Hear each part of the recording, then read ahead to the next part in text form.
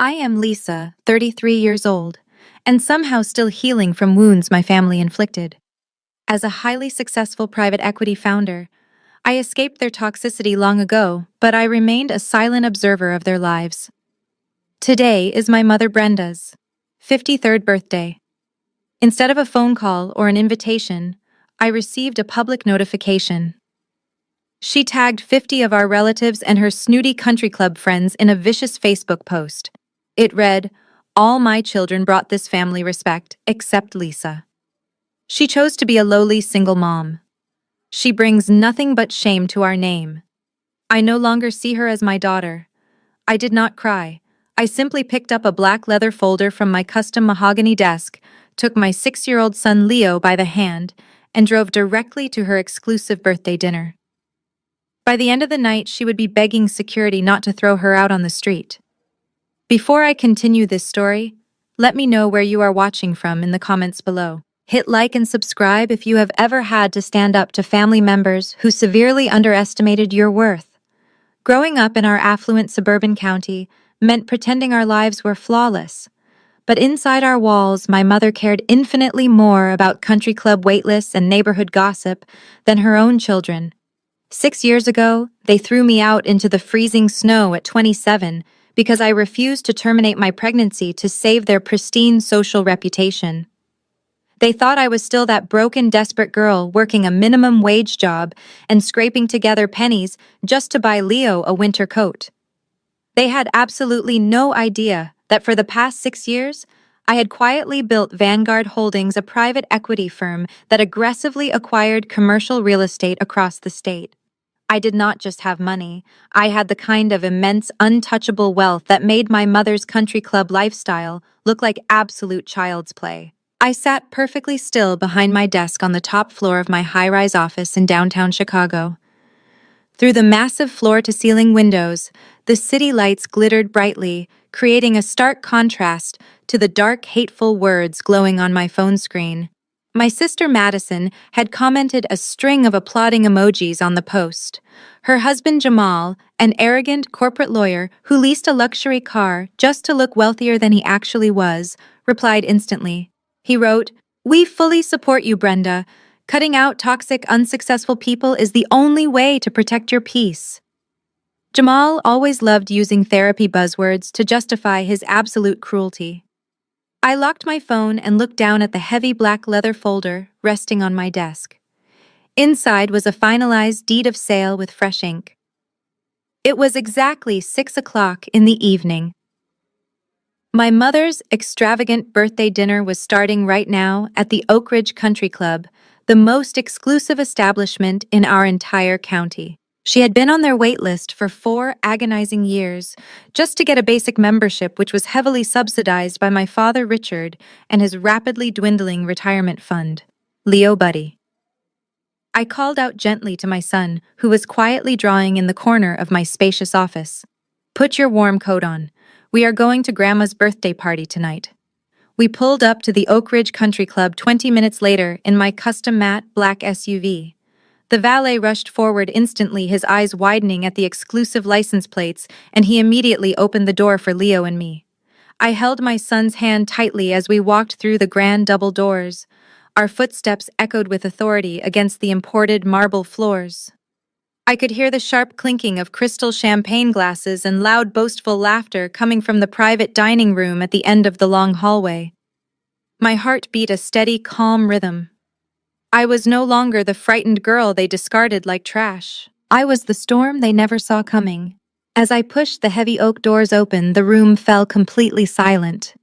50 pairs of eyes snapped toward me in sheer shock. My mother, Brenda, stood proudly at the head of the table wearing a ridiculous diamond necklace, holding a glass of champagne high in the air for a toast. Her triumphant smile vanished instantly, replaced by a dark, furious scowl. Madison sneered in disgust, nudging Jamal, who let out a loud, mocking sigh and rolled his eyes. "What are you doing here?" Brenda's voice was like ice slicing sharply through the quiet room. "I made it very clear online, Lisa. You are absolutely not welcome here. This dinner costs $200 a plate. I am not paying for you and your mistake. She glared viciously at Leo, who tightened his grip on my hand.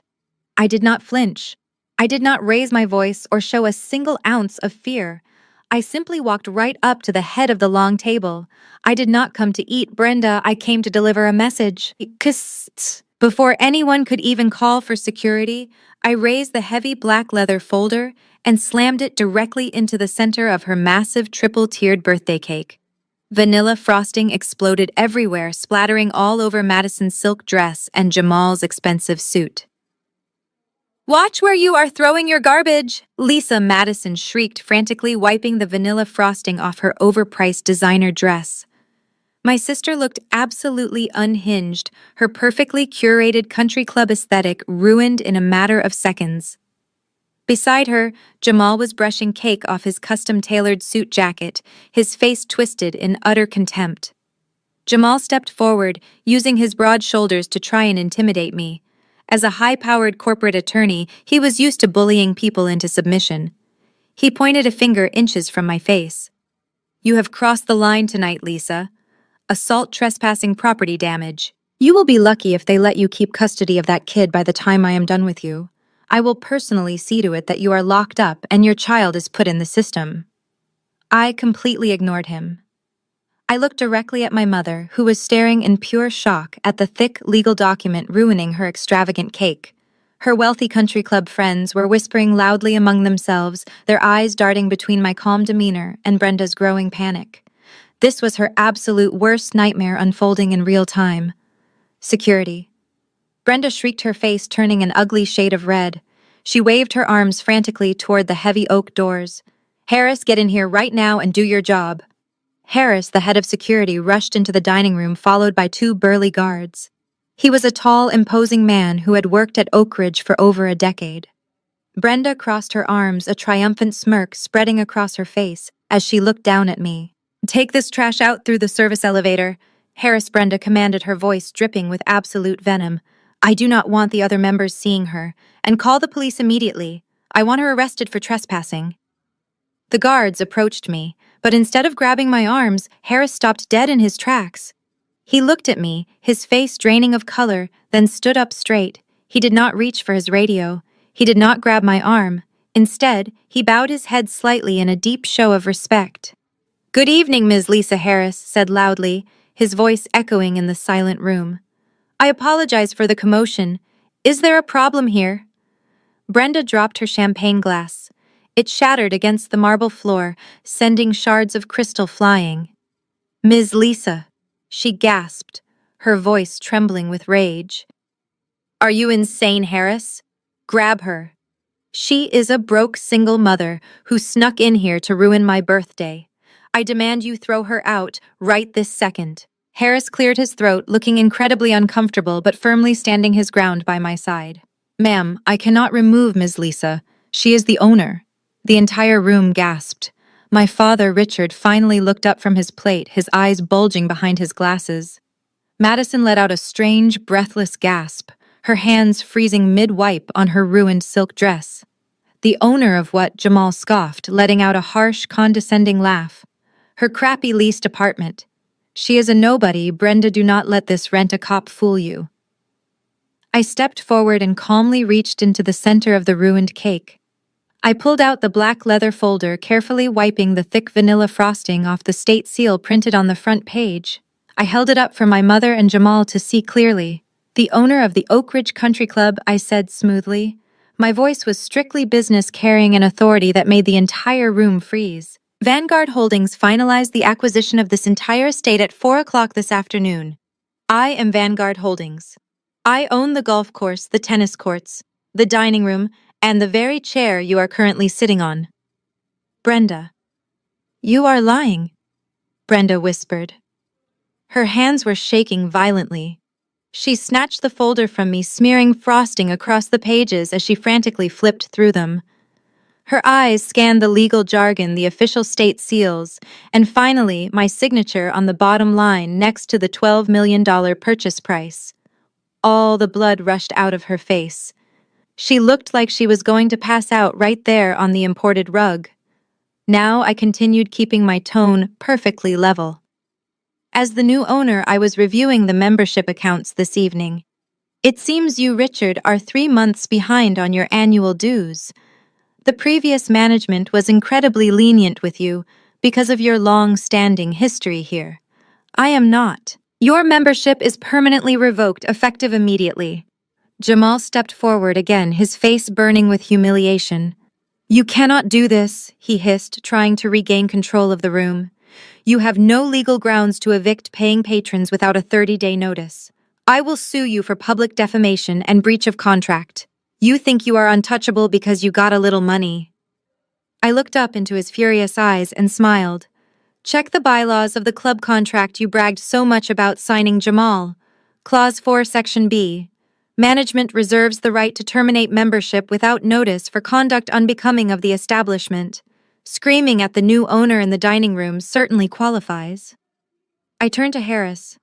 Clear the room. Anyone who is not out of this building in exactly 5 minutes will be charged with criminal trespassing. And Harris, make sure they use the service elevator. I do not want the other members seeing this trash.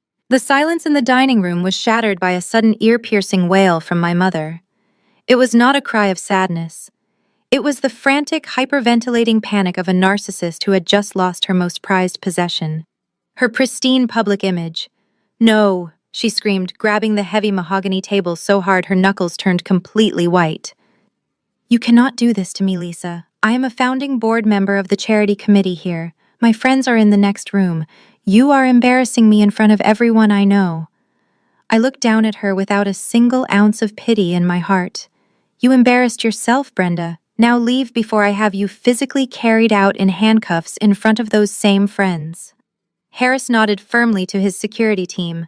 2 large guards stepped forward, placing their hands heavily on my parents' arms. Richard, my father, finally moved. He did not fight for his wife or demand respect from the staff. He just looked down at his expensive leather shoes, completely defeated, and let the guard steer him away toward the back hallway. It was the exact same cowardly posture he maintained 6 years ago when Brenda packed my bags and shoved me out the front door into a brutal winter blizzard. He was utterly useless then, and he was utterly useless now. My aunts and uncles, the very same people who had been laughing at my expense just moments before, were now scrambling out of their chairs in sheer panic. They grabbed their expensive winter coats and designer purses, rushing toward the main lobby exit with their heads bowed low. Not a single one of them wanted to make eye contact with me. Not a single one of them wanted to risk losing their own precious country club memberships by defending a woman who had just been publicly destroyed. Madison was crying hysterically as a tall guard gently but firmly pushed her toward the swinging kitchen doors. This is not fair, Lisa, she sobbed loudly, holding her sticky frosting-stained silk dress away from her body. You always ruin everything for us. You are an absolute monster. Jamal was the only one who actively fought back against the eviction. He violently jerked his broad shoulder away from the guard, trying to escort him. Do not touch me! He barked, his deep voice echoing off the high ceilings. I know my rights as a citizen. You are making a massive legal mistake, Lisa. I will have this entire place shut down by the city. I will completely bury you in litigation until you have nothing left. Keep moving, sir, the guard ordered sternly, using his sheer size to force Jamal through the heavy doors. The polished elegance of the dining room faded away, instantly replaced by the harsh fluorescent lights and stainless steel counters of the commercial kitchen. The entire kitchen staff stopped working, staring in shock as the beautifully dressed family was marched through the grease and steam toward the dirty service elevator in the back alley. As the heavy metal doors of the freight elevator finally closed on my family, the dining room fell quiet again. I took a deep breath, feeling the heavy tension slowly leaving my shoulders. I knelt down to Leo, who had watched the entire chaotic scene with wide, observant eyes. Are you okay, sweetheart? I asked softly. He nodded, wrapping his little arms tightly around my neck. You were really brave, Mommy, he whispered. I smiled warmly and kissed his forehead. Harris stood nearby, waiting respectfully with his hands behind his back. Miss Lisa, he said gently, the private dining room is fully cleared. Would you like me to have the executive chef prepare a fresh meal for you and your son? Not tonight, Harris. I replied, standing up and smoothing my skirt. But I would like to see the security control room. I want to make sure they actually leave the premises without causing any damage to the property. Right this way, ma'am, he said. He led us up a private secure staircase to the second-floor surveillance office. Inside, a massive wall of high-definition monitors displayed every single angle of the sprawling estate. I stood comfortably in the warm, climate-controlled room, watching the pathetic aftermath of my mother's ruined birthday unfold in real time. On screen 4, the parking lot camera showed the family standing in the bitter cold Chicago wind. Brenda was pacing erratically near the valet stand, clutching her diamond necklace, as if someone was going to steal it. She was aggressively typing on her smartphone, undoubtedly trying to draft a fabricated narrative to send to her neighborhood group chat before the terrible rumors could spread. Madison was shivering uncontrollably, yelling at the poor valet attendant who was struggling to locate Jamal's car keys. When Jamal's leased slate gray Porsche finally pulled up, he snatched the keys roughly, practically shoving the young attendant aside.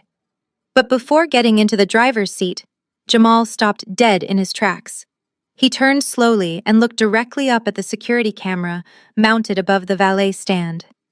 He knew exactly where the lens was. Even through the grainy screen, I could feel the pure, unadulterated venom radiating from his eyes. He raised his hand, pointed a finger directly at the camera, and then deliberately mouthed the words, "I am taking your son." A cold chill ran down my spine. The immediate threat was gone, but Jamal was not making empty threats. My family would never accept this massive defeat gracefully. They were going to retaliate, and Jamal was going to weaponize his corporate law degree to aim for the only thing I cared about in this world. The real war had just begun.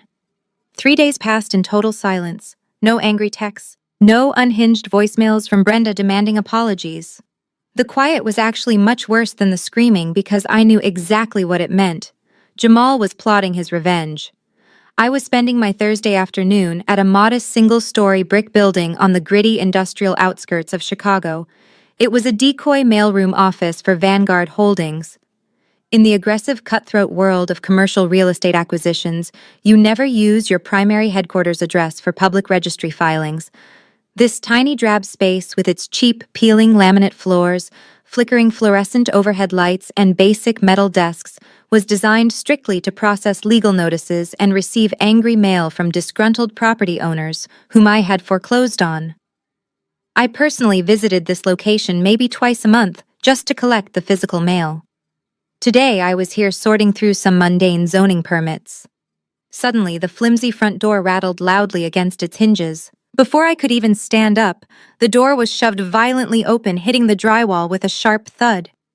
Madison strutted into the small room, pulling her expensive designer winter coat tightly around her shoulders, as if the air inside the building was physically contaminating her. Jamal followed right behind her, ducking his head slightly to clear the low door frame. He was dressed flawlessly in a pristine charcoal gray suit, carrying a high-end leather briefcase. He stopped in the center of the room and looked around the cramped, windowless space with an expression of pure, unadulterated disgust. "So this is where the big bad real estate tycoon operates," Jamal sneered, his deep voice filling the small, hollow space. He kicked a stack of empty cardboard boxes out of his way with the toe of his polished leather shoe. "I have to admit, Lisa, when you pulled that ridiculous stunt at the country club, you actually had me going for a minute. You almost looked like a real player." But it did not take long for me to track down the registered public address for Vanguard Holdings. A dingy little storefront in the industrial district. "Very impressive empire you have here." Madison let out a shrill, mocking laugh. She wiped a manicured finger across the top of a dented metal filing cabinet and grimaced at the imaginary dust. "God, Lisa, this place smells like mold and cheap coffee. Is this really where you bring Leo after school? Are you sleeping on a cot in the back room? You blew whatever little high-interest loan you managed to scam out of a bank on a country club just to spite Mom, and now you are living and working in a literal dump. You are so pathetic." I sat back in my cheap, squeaky swivel chair and simply watched them. I did not say a word to correct their hilarious assumption. Let them think this was my entire world. Let them think they had cornered a desperate, overextended woman in a failing rented office. Their breathtaking arrogance was their greatest weakness, and I was going to let them dig their own graves as deep as they possibly could before I pushed them in. "You are awfully quiet today," Jamal said, pacing slowly across the short length of the room like a predator trying to corner its prey. He unbuttoned his suit jacket, placing his hands on his hips to emphasize his broad frame and physical superiority. "Where is all that tough talk from the other night? You see, Lisa, I ran a background check on you and this little shell company of yours. You bought a distressed asset. Congratulations on signing a massive mortgage you cannot afford. You do not have the liquid capital to maintain a country club, and you certainly do not have the legal firepower to handle what I am about to do to you." He leaned heavily over my metal desk, invading my personal space in a classic courtroom intimidation tactic. His expensive cologne was thick and suffocating. "You humiliated my mother-in-law. You humiliated my wife. You threatened me in front of half the county. I am a senior partner at one of the top corporate firms in this city. I destroy people like you before my morning coffee. You played a stupid game and now you are going to pay the ultimate price." Madison leaned against the doorframe, crossing her arms with a vicious smirk. "You really should have just stayed away, Lisa. You always were a massive disappointment, but this time you messed with the wrong people. Jamal has been working on something very special for you since the moment you kicked us out of that dining room." I looked at the heavy stack of papers, keeping my face entirely devoid of emotion. I knew exactly what kind of man Jamal was, but seeing his sheer entitlement up close was truly a spectacle. Jamal stood up straight and slammed his heavy leather briefcase directly onto my cheap laminate desk. The loud smack echoed sharply. He popped the golden latches, snapped the briefcase open, and pulled out a thick stack of legal documents printed on heavy watermarked paper. He tossed a sleek silver pen on top of the stack. "This is how this is going to work," Jamal said, his voice dropping to a dangerous, demanding tone. "I have drafted a legally binding agreement. You are going to pick up that pen and sign the bottom line right now, or I promise you I will make sure you lose everything you have ever loved." I stared at the thick stack of papers resting on my desk. The title at the top read, "Irrevocable Assignment of Trust Beneficiary." I kept my face entirely blank, masking the cold fury that was beginning to boil in my chest. "You want me to assign a trust, Jamal?" I asked, my voice calm and perfectly steady. "What trust are we even talking about?" Jamal leaned closer, his arrogant smile widening, exposing his perfectly whitened teeth. "Do not play stupid with me, Lisa. I am talking about the educational trust fund Grandpa Theodore set up for Leo right before he died. Theodore was a fool to leave $50,000 to an illegitimate child, but that money has been sitting in an escrow account, gathering interest for 6 years. I want it. I want you to sign over your custodial rights to that account to me immediately." I raised an eyebrow, genuinely amused by his desperation. "You want my 6-year-old son's college fund? I thought you were a highly successful corporate attorney, Jamal. Why on earth would a senior partner who drives a brand new luxury vehicle need to steal $50,000 from a child?" Jamal's face darkened instantly. A quick flash of genuine panic broke through his polished, arrogant veneer. "My private practice is going through a temporary liquidity transition," he snapped defensively, aggressively adjusting his silk tie. "The firm requires a substantial capital injection to secure a new suite of offices downtown. Consider this a penalty fee for the ridiculous stunt you pulled at the country club. You owe my family for the emotional distress you caused Brenda. Now pick up the pen and sign the paper." And if I refuse, I asked, leaning back in my squeaky swivel chair and crossing my arms. Jamal laughed. It was a cold, calculating, and deeply cruel sound. "Then I make a phone call. I know 2 presiding judges and 3 regional directors at the state family court system. If you do not sign that paper right now, I will personally file an emergency petition with Child Protective Services. I will tell them that you are an unstable, vindictive woman, living in absolute squalor." He gestured broadly around the cramped, peeling office, kicking the metal trash can for emphasis. "I will take photos of this dump and tell the state investigator that this is where my poor nephew sleeps every night. I will say you are hoarding garbage, that you are verbally abusive, and that you exhibit signs of severe paranoia. Who do you think they are going to believe, Lisa? A respected, high-powered corporate attorney with a pristine public record, or a bitter single mother working out of a condemned building? My blood ran completely cold, not out of fear, but out of pure disbelief at his sheer audacity. He was actively threatening to weaponize the child welfare system to extort a child's inheritance. He was willing to traumatize my innocent son just to fund his failing law firm and keep up his wealthy appearances. They will come to Leo's school unannounced. Jamal continued, clearly enjoying the power trip, as he leaned closer to my face. They will pull him out of his kindergarten class. They will question him alone. They will put him in a temporary foster home while the investigation drags on for months. I know exactly how to manipulate the legal system to ensure you do not see your son until the formal court date. By the time the judge realizes the claims are exaggerated, the damage will be completely done. You will be bankrupted by legal fees just trying to get him back. He tapped the heavy silver pen loudly against the desk. Or you can sign the paper. You give me the trust fund, and I walk out of here and leave you to rot in your pathetic little life. It is your choice, Lisa. Your money or your kid. I looked at him, absorbing every single syllable of his vile extortion attempt. It was textbook blackmail. It was a massive career-ending felony. And he was arrogant enough to say it all out loud in a room he had not even bothered to secure. He truly believed I was utterly powerless. Madison pushed herself off the doorframe and strutted over to the desk, standing shoulder to shoulder with her husband. She looked down at me with a sickeningly sweet smile, her eyes glittering with deep malice. "You should just sign it, Lisa," she said smoothly. "It is not like you deserve to have a kid anyway. You have been a terrible mother since the very day that boy was born. Honestly, CPS taking him away would probably be doing the kid a massive favor. After all, we both know exactly what kind of mother you really are." Madison leaned over the desk, her manicured nails tapping aggressively against the cheap laminate. "Remember that cold night 6 years ago, Lisa? It was 20 degrees outside in the dead of winter. Mom locked the heavy oak front door right in your face because you refused to go to the clinic and fix your little mistake. You stood on the porch, crying 8 months pregnant, begging to be let inside the house. And you know what the absolute funniest part was?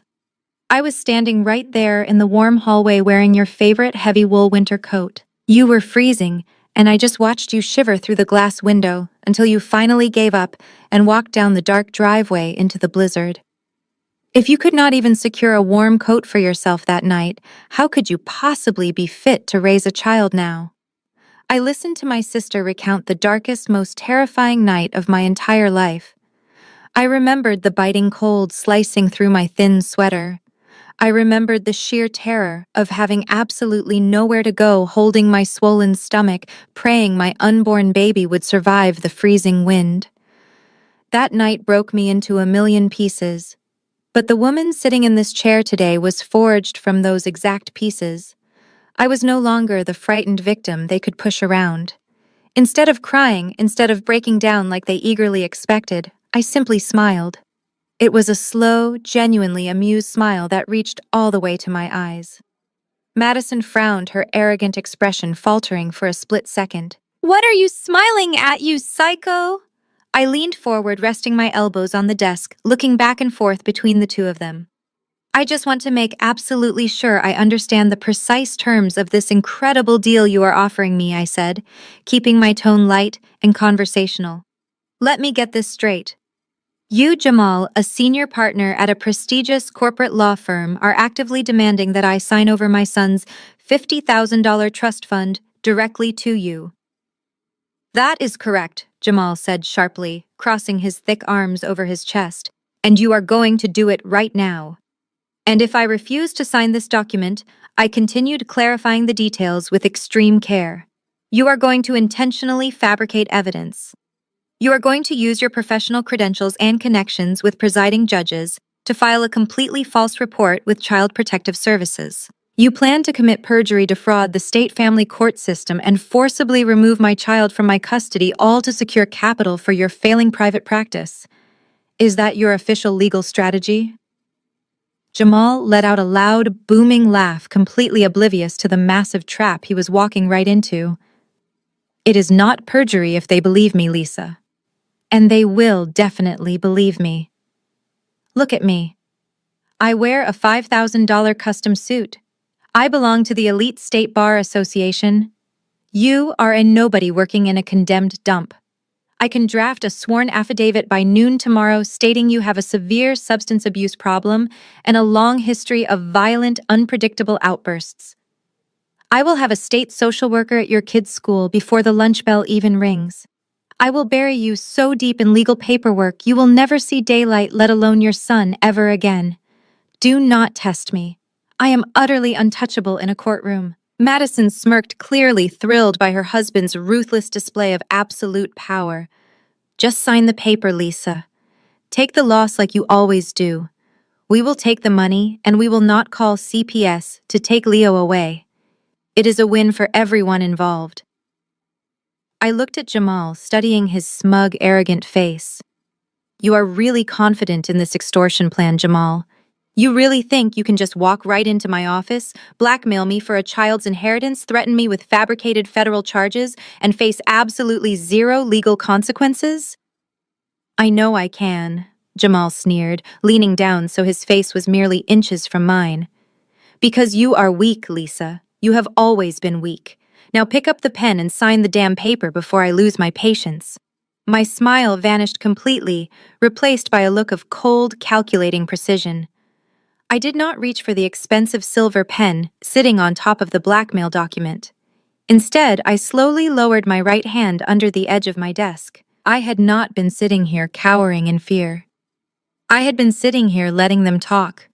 I had been actively baiting them, giving them enough rope to hang themselves completely.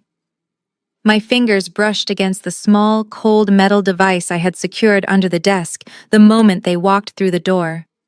I pulled the small device from its hidden magnetic mount underneath the desk and placed it gently in the center of the table right next to his ridiculous extortion document.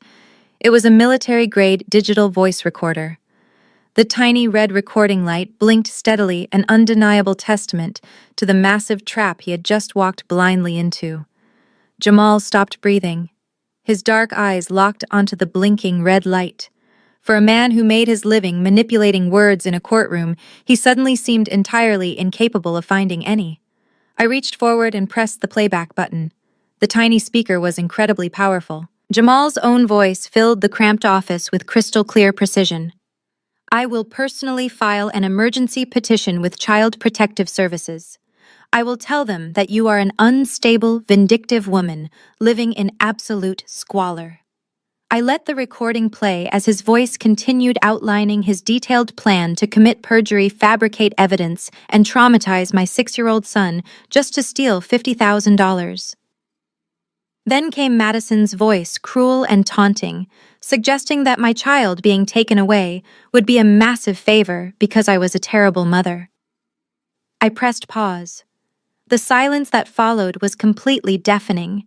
The arrogant swagger Jamal had brought into my office completely evaporated. All the rich color drained from his face, leaving an ashen, terrified expression behind. Madison took a stumbling step back, her hands flying up to cover her mouth in sheer horror. She finally realized that her cruel taunting had just made her an accessory to a major felony extortion plot. You did not think I would actually meet with a hostile corporate attorney without documenting the conversation. Did you, Jamal? I asked quietly, leaning back in my squeaky chair. You came into my place of business. You demanded a child's trust fund. You explicitly threatened to defraud the state welfare system and commit perjury if I did not comply. This is not just a simple family misunderstanding.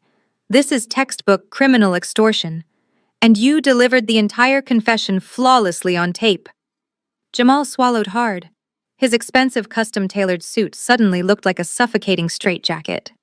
Lisa, he stammered, his deep, authoritative courtroom voice cracking into a pathetic, desperate whine.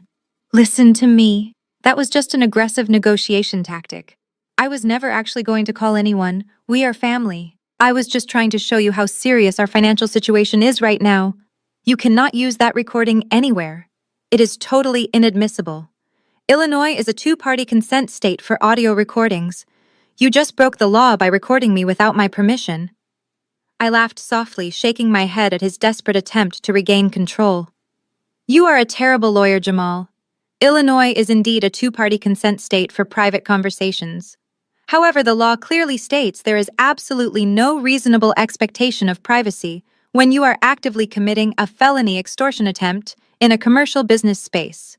Furthermore, there is a very visible legally compliant sign on the front door you just kicked open stating this premises is under constant audio and visual surveillance for security purposes. This recording is absolutely admissible in a court of law. But honestly, the police are the least of your immediate worries. His eyes darted frantically around the room, searching for an exit, searching for an excuse, searching for anything to save his prestigious career. What are you going to do? He asked, his voice barely a terrified whisper. I am going to send this crystal-clear audio file directly to the State Bar Association Ethics Committee, I said, leaning forward and staring right into his panicked eyes. I am going to attach a formal grievance detailing how one of their prestigious senior partners actively attempted to extort a single mother by weaponizing the child welfare system. They will suspend your license to practice law before the sun even sets today. Your firm will fire you immediately to avoid the massive public relations nightmare.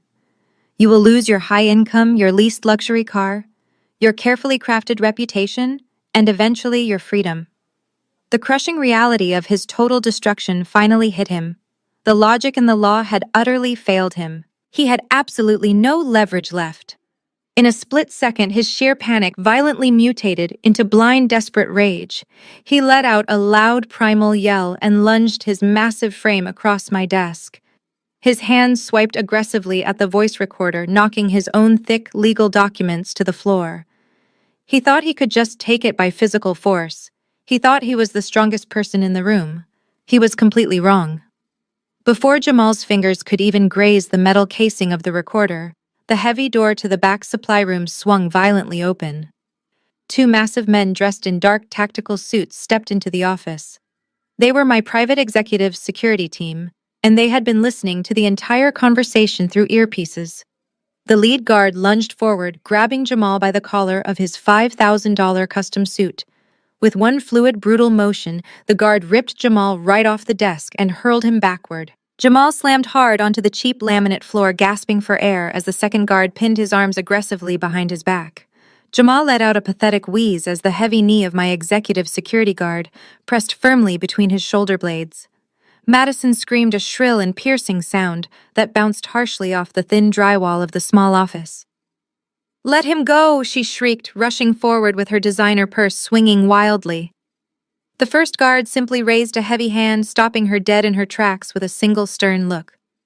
"Do not take another step, ma'am," he warned, his voice low and incredibly commanding. I stood up from my squeaky swivel chair and walked slowly around the desk. I looked down at Jamal, whose perfectly polished face was now pressed awkwardly against the cheap laminate floor. His custom suit was completely wrinkled, his expensive silk tie thrown haphazardly over his shoulder. He looked exactly like what he truly was underneath all that arrogant corporate posturing. A weak, desperate, and pathetic bully who had finally picked a fight with the wrong person. "Escort them off the property," I told my guards, calmly keeping my distance from his flailing legs. "If they resist or cause a scene in the parking lot, call the local precinct and have them formally arrested for trespassing and assault." But frankly, I think Jamal has had enough legal trouble for one afternoon. The guards grabbed Jamal's arms and hauled him roughly to his feet. He was completely silent now. The aggressive courtroom fight had been entirely knocked out of him. His dark eyes darted nervously to the small digital voice recorder still resting prominently on my desk, its red light blinking like a steady, terrifying heartbeat. Madison grabbed his arm, pulling him toward the open door, her face pale with absolute terror. They stumbled out into the cold industrial hallway, their hurried footsteps echoing loudly as they fled the building in complete disgrace. The heavy door clicked shut behind them, leaving the office perfectly quiet once again. I sat back down at my desk and picked up the voice recorder. I could have called the police right then and there. I could have handed the audio file to a local detective and let the criminal justice system slowly process the extortion charge. But the criminal system is notoriously slow, and Jamal was a wealthy corporate lawyer who knew exactly how to delay hearings, file endless motions, and manipulate the bail system. I did not want him waiting comfortably in his luxury home while the state spent months building a case against him. I wanted to strike directly at the very core of his arrogance. I wanted to completely dismantle his livelihood. I wanted to take away his ability to ever threaten another human being with his professional credentials again. I opened my laptop and navigated directly to the official website of the Illinois State Bar Association. I clicked on the portal for filing a formal attorney grievance. I typed his full legal name and his bar license number, which I had memorized from the extensive background check my team ran earlier that week. I began to type the narrative of the complaint. I did not use emotional language or angry accusations. I used cold, hard, undeniable facts. I detailed the precise time and location of the incident. I explicitly cited the Illinois rules of professional conduct that he had flagrantly violated. I noted Rule 8.4 regarding professional misconduct, specifically highlighting his brazen attempt to commit extortion and his explicit threat to present false administrative charges to Child Protective Services solely to obtain an advantage in a civil financial matter. I described his explicit demand for my 6-year-old son's $50,000 trust fund in exchange for his silence. Every single keystroke felt like a heavy brick being removed from my chest. For years, my family had used their perceived status to make me feel small and powerless. Jamal had strutted into my office, completely convinced that his law degree made him a god among men. He thought he could weaponize the child welfare system to tear my family apart for his own financial gain. He was about to learn that the law was a double-edged sword, and he had just handed me the hilt. I connected the digital voice recorder to my laptop via a small cable. I extracted the high-definition audio file completely unedited and attached it directly to the digital grievance form. I added a brief note emphasizing that the recording was obtained legally within a commercial premises, clearly marked with mandatory surveillance notices. There would be absolutely no loopholes for him to exploit. The evidence was irrefutable. His own arrogant voice would be the instrument of his total professional destruction. I reviewed the complaint one final time, ensuring every detail was perfectly accurate and every legal citation was correct. Then, without a single ounce of hesitation, I moved my cursor over the submit button and clicked send. A green confirmation banner appeared across the top of the screen notifying me that the Ethics Committee had officially received the filing. The first massive domino had just been pushed. But I was not finished securing my perimeter. I picked up my cell phone and dialed the private number of my own elite legal team in downtown Chicago. When my lead attorney answered, I did not waste any time with pleasantries. I need a comprehensive emergency restraining order filed against my brother-in-law and my sister immediately, I instructed coldly. They made explicit threats against my custody of Leo today. I want them legally barred from coming anywhere near my home, my offices, and most importantly, Leo's elementary school. Have the paperwork ready for a judge by morning. The next morning, at exactly 9 o'clock, Jamal walked into the grand glass lobby of his downtown corporate law firm. He was carrying his expensive leather briefcase, acting as though the humiliating physical ejection from my office had never happened. He smoothed his custom silk tie and barked orders at a young paralegal who did not move out of his way fast enough. Jamal thrived on this high-pressure environment. Here, surrounded by mahogany conference tables and junior associates who feared his aggressive tactics, he felt like an absolute king. He walked confidently toward the main conference room where the senior managing partners were gathering for their weekly strategy meeting. Jamal was fully expecting to lead the morning discussion on a major upcoming corporate merger. He poured himself a cup of premium dark roast coffee and took his seat at the head of the long table, flashing his signature arrogant smile at the older partners. But before he could even open his mouth to speak, the heavy glass doors of the conference room swung open. A stern-looking woman in a sharp gray suit walked directly into the room, followed closely by the law firm's human resources director. The woman bypassed the junior lawyers and walked straight up to Jamal. She slammed a thick manila envelope onto the polished mahogany table right in front of him. Jamal stared at the heavy envelope, his confident smile faltering. "Excuse me," he snapped using his deep, authoritative courtroom voice. "We are in the middle of a private partners meeting. Who let you in here?" The woman did not flinch. "Jamal," she said loudly, making absolutely sure every single person in the room could hear her clear voice. "I am an official investigator with the Illinois State Bar Association Office of Disciplinary Counsel. You are hereby served with an emergency subpoena and a formal notice of immediate license suspension pending a full ethics review." The entire conference room erupted into shocked whispers. The senior managing partner, an older man with absolutely zero tolerance for public scandal, stood up abruptly. "What is the meaning of this?" The senior partner demanded, his face turning bright red with anger. "What exactly is the nature of this sudden grievance?" Jamal scrambled to grab the envelope, his hands shaking violently as he tried to hide the official state seals. "Sir, it is a complete misunderstanding," Jamal pleaded, his voice cracking under the intense scrutiny of his bosses.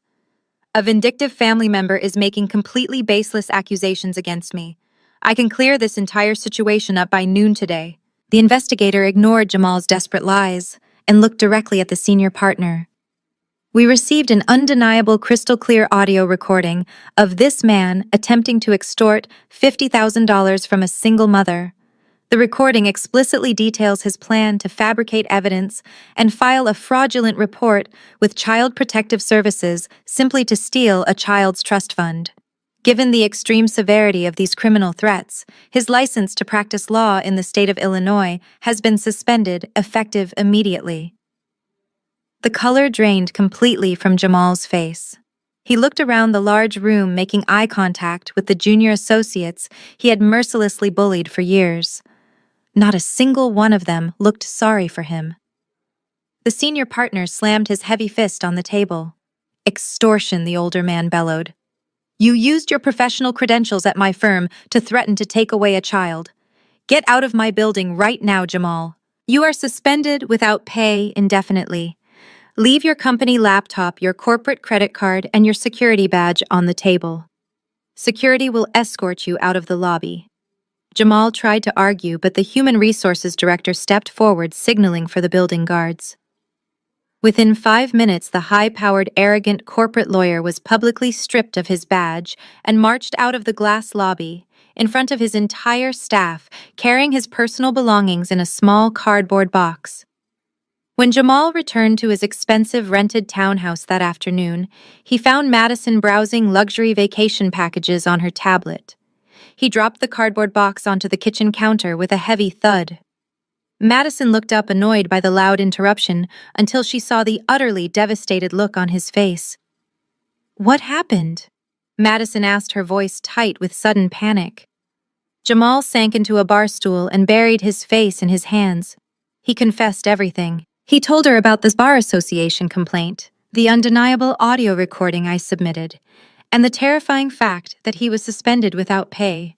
Madison's jaw dropped open. "What do you mean without pay?" she shrieked, her perfectly manicured hands gripping the edge of the marble island. "Jamal, the lease payment on the Porsche is due next week.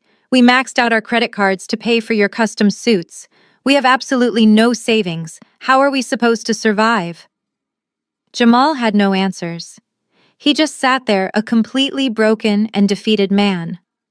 Madison snatched her cell phone from the counter and immediately dialed our mother.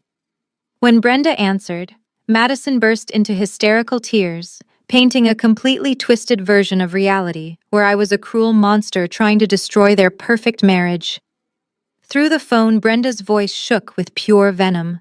She actually reported my golden son-in-law to the state bar over a simple family disagreement, Brenda hissed angrily. "She wants to play dirty.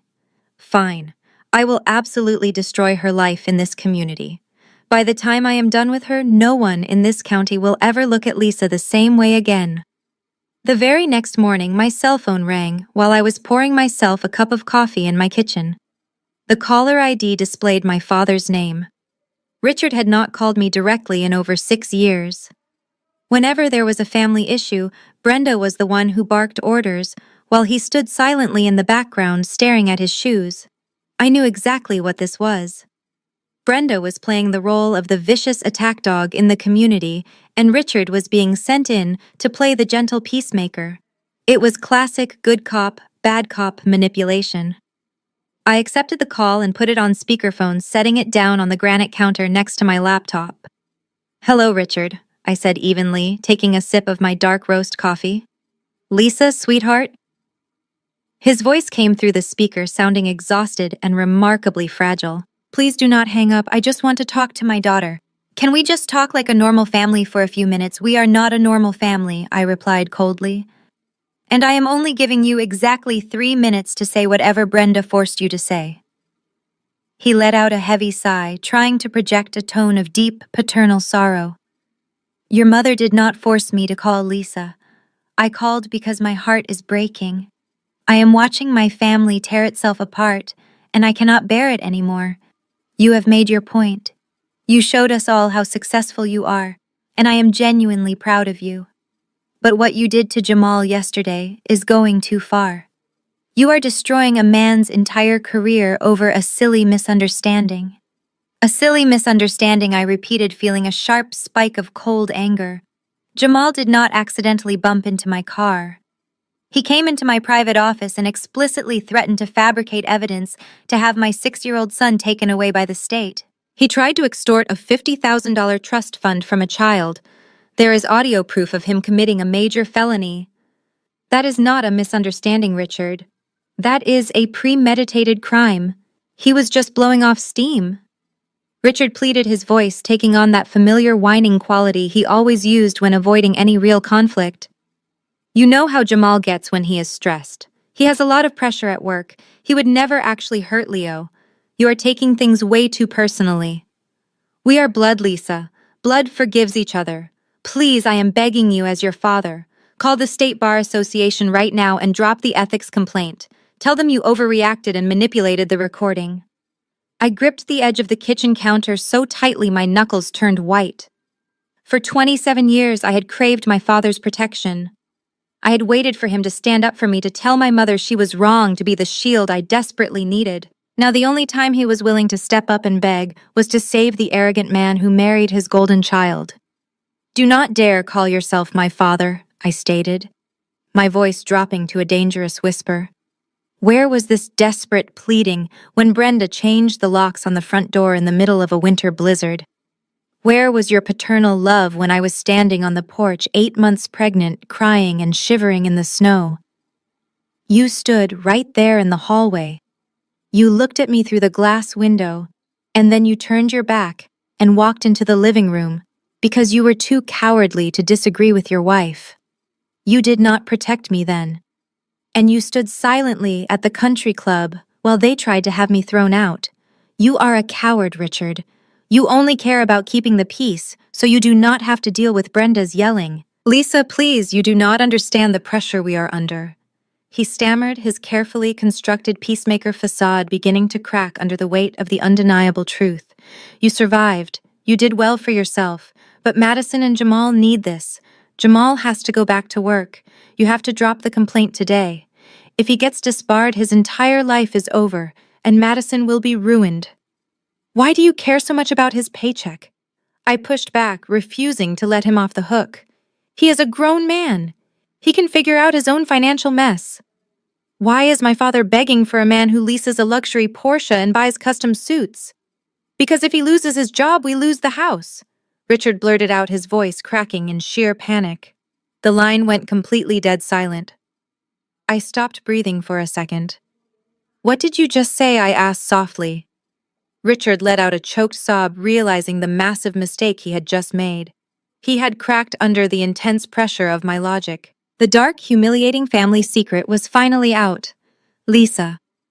"I am so sorry," he cried. "Jamal needed capital to make senior partner and start his own private firm. Your mother and I took out a massive second mortgage on our house to pay for his firm and that stupid car. We bet everything we had on him." I stared at the phone sitting on the granite counter, completely stunned by the sheer magnitude of their financial stupidity. "You mortgaged your fully paid-off house?" I asked, my voice dropping an octave as I made sure I heard him correctly. The house I grew up in. The very house you threw me out of because I was supposedly a financial burden. You risked your entire retirement fund to finance a luxury lifestyle for an arrogant man who is not even your blood. Richard was openly weeping now, the pathetic sound echoing loudly through the speaker. He promised he would pay us back with interest, Lisa. He explained that corporate law is all about appearances and projecting success. He needed the luxury Porsche and the expensive custom suits to attract high-net-worth clients to his firm. He needed the massive capital injection to secure his senior partnership and eventually launch his own private firm. Your mother insisted it was a brilliant investment.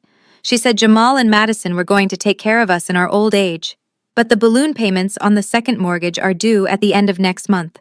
If Jamal loses his salary and his law license, we will completely default. The bank will foreclose on the house. You have to save us, Lisa. You have to call the Bar Association right now. I felt a sickening wave of absolute disgust wash over me. For years, Brenda had paraded Madison and Jamal around the wealthy neighborhood as the ultimate success story. She had posted endless photos of their expensive vacations and Jamal's leased luxury car, using their fake wealth to publicly humiliate me at every possible opportunity. And the entire time it was all a massive house of cards built firmly on my parents' rapidly draining equity. They had literally bankrupted themselves to buy a golden child narrative for the neighbors to admire. Let me get this completely straight, I said, my voice hardening into absolute ice. You and Brenda watched me struggle to buy basic baby formula. You watched me work exhausting night shifts while pregnant. You told the entire extended family I was a worthless failure who made terrible life choices. But behind closed doors, you were secretly funneling hundreds of thousands of dollars to a grown man so he could pretend to be a rich hotshot lawyer. We made a terrible mistake, Richard sobbed, ignoring my completely valid points. Please, Lisa. You are wealthy now.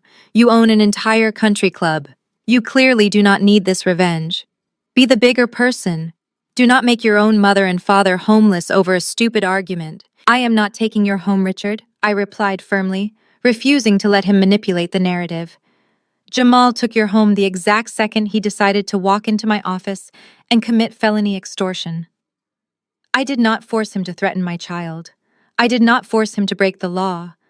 And I certainly did not force you to sign a second mortgage for a con artist. You and Brenda made your choices. Now you get to live out the severe consequences of your toxic enabling. I will never drop the charges. Jamal belongs in a jail cell, and if you lose your house because you funded a criminal, that is entirely your problem. The pathetic weeping on the other end of the line stopped instantly. The fragile, desperate peacemaker facade vanished completely, replaced by the same toxic, cowardly man who had watched me freeze on the porch 6 years ago. You really are a cold, heartless monster, Richard snarled, his voice trembling with sudden venom. Your mother was right about you all along. You are a bitter, jealous girl who just wants to see her family suffer because you could never measure up to your sister. If we lose our house and end up on the street, it is your fault, Lisa. You are completely dead to me. He slammed the phone down, disconnecting the call abruptly. I picked up my coffee mug, my hand completely steady. I took a long sip, feeling absolutely nothing for the man who had just disowned me for the second time in my life. He was weak, and weak men always look for someone else to blame for their own catastrophic failures. But I knew the silence in my kitchen would not last long. Richard was merely the scout sent in to test the perimeter and see if I could be manipulated by guilt. Now that negotiations had officially failed, the real attack was coming. Brenda was going to unleash hell. Exactly 1 hour later, my phone buzzed violently on the counter. It was not a phone call or a text message. It was an urgent notification from the exclusive Suburban Homeowners Association Facebook group. I still had an active profile in the group from a rental property I secretly managed in their zip code. The notification banner flashed brightly across my screen. Brenda has just tagged you and 400 other residents in an urgent community alert. The nuclear social media strike had officially begun. I tapped the notification on my screen, opening the private Facebook group for the Oak Ridge Estates Homeowners Association. This group was the absolute epicenter of suburban gossip, a digital country club where wealthy housewives spent their days aggressively policing lawn lengths and judging each other's home renovations. And right there, pinned to the very top of the community feed by the group administrator, was a massive multi-paragraph post written by my mother.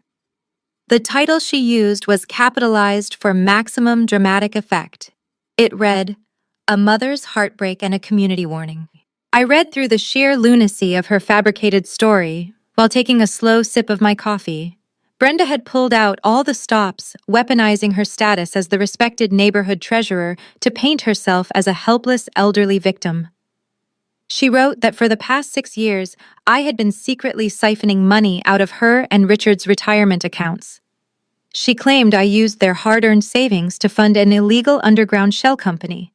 According to her wildly unhinged post, my recent purchase of the Oak Ridge Country Club was entirely funded by elder abuse and dirty money.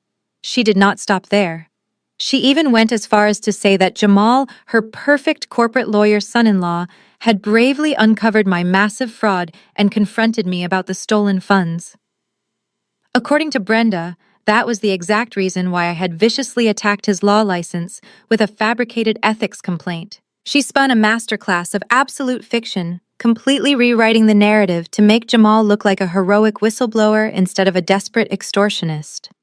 She ended the post with a direct plea to the community. "Please pray for my family. My daughter Lisa has lost her mind and her moral compass. We are currently working with local authorities to freeze her assets and recover our stolen life savings before we lose our family home. If you see Lisa near the neighborhood or the country club, please be careful. She is unstable, dangerous, and desperate." The comments section was an absolute feeding frenzy. Within a single hour, there were over 300 replies from the snobby neighbors I had grown up around. Mrs. Higgins, the busybody who lived right next door to my parents, wrote, "I am completely horrified, Brenda. I always knew there was something deeply wrong with that girl when she got pregnant out of wedlock and refused to listen to reason. We need to ban her from the subdivision immediately." Another neighbor, a local orthodontist who often played golf with my father, chimed in, "Elder financial abuse is a massive federal felony. You should contact the authorities and have her arrested. We stand firmly with you, Brenda. Let us know if you need help covering any legal fees to get your money back." Madison had even commented from her own account, adding crying emojis and thanking the community for supporting them during this dark and terrifying time. I sat at my kitchen island, reading every single hateful comment as they rolled in real time. My mother was a master manipulator. She knew exactly how to play the affluent crowd, using their inherent bias against single mothers to completely validate her outrageous lies. She was trying to destroy my reputation in the business community before Jamal's official suspension hit the local news. She wanted to frame her impending bank foreclosure as the tragic result of my theft, completely covering up the fact that she and Richard had voluntarily gambled their home away to fund a fake luxury lifestyle. If this smear campaign had happened 6 years ago, I would have completely broken down. I would have drafted a long, highly emotional paragraph defending my character, begging the neighbors to believe me, and playing right into Brenda's narrative of an unstable, hysterical woman. But I was not a scared 27-year-old girl anymore. I was the founder of a highly successful private equity firm. I dealt with ruthless corporate sharks and hostile takeovers for a living. I did not argue with raw emotions, and I certainly did not engage in pointless internet screaming matches. I argued with cold, hard, undeniable facts. I closed out of the Facebook application and opened the secure, encrypted cloud drive on my laptop. I navigated through my meticulously organized legal folders until I found a specific directory labeled Historical Financial Audits. Inside that folder were high-resolution PDF scans of documents I had legally subpoenaed years ago during a deep dive into my own credit history. It was the absolute ultimate trump card, a devastating piece of evidence I had kept securely locked away, hoping I would never actually have to use it to destroy my own family. But Brenda had drawn the battle lines, and she had chosen a very public arena to wage her war.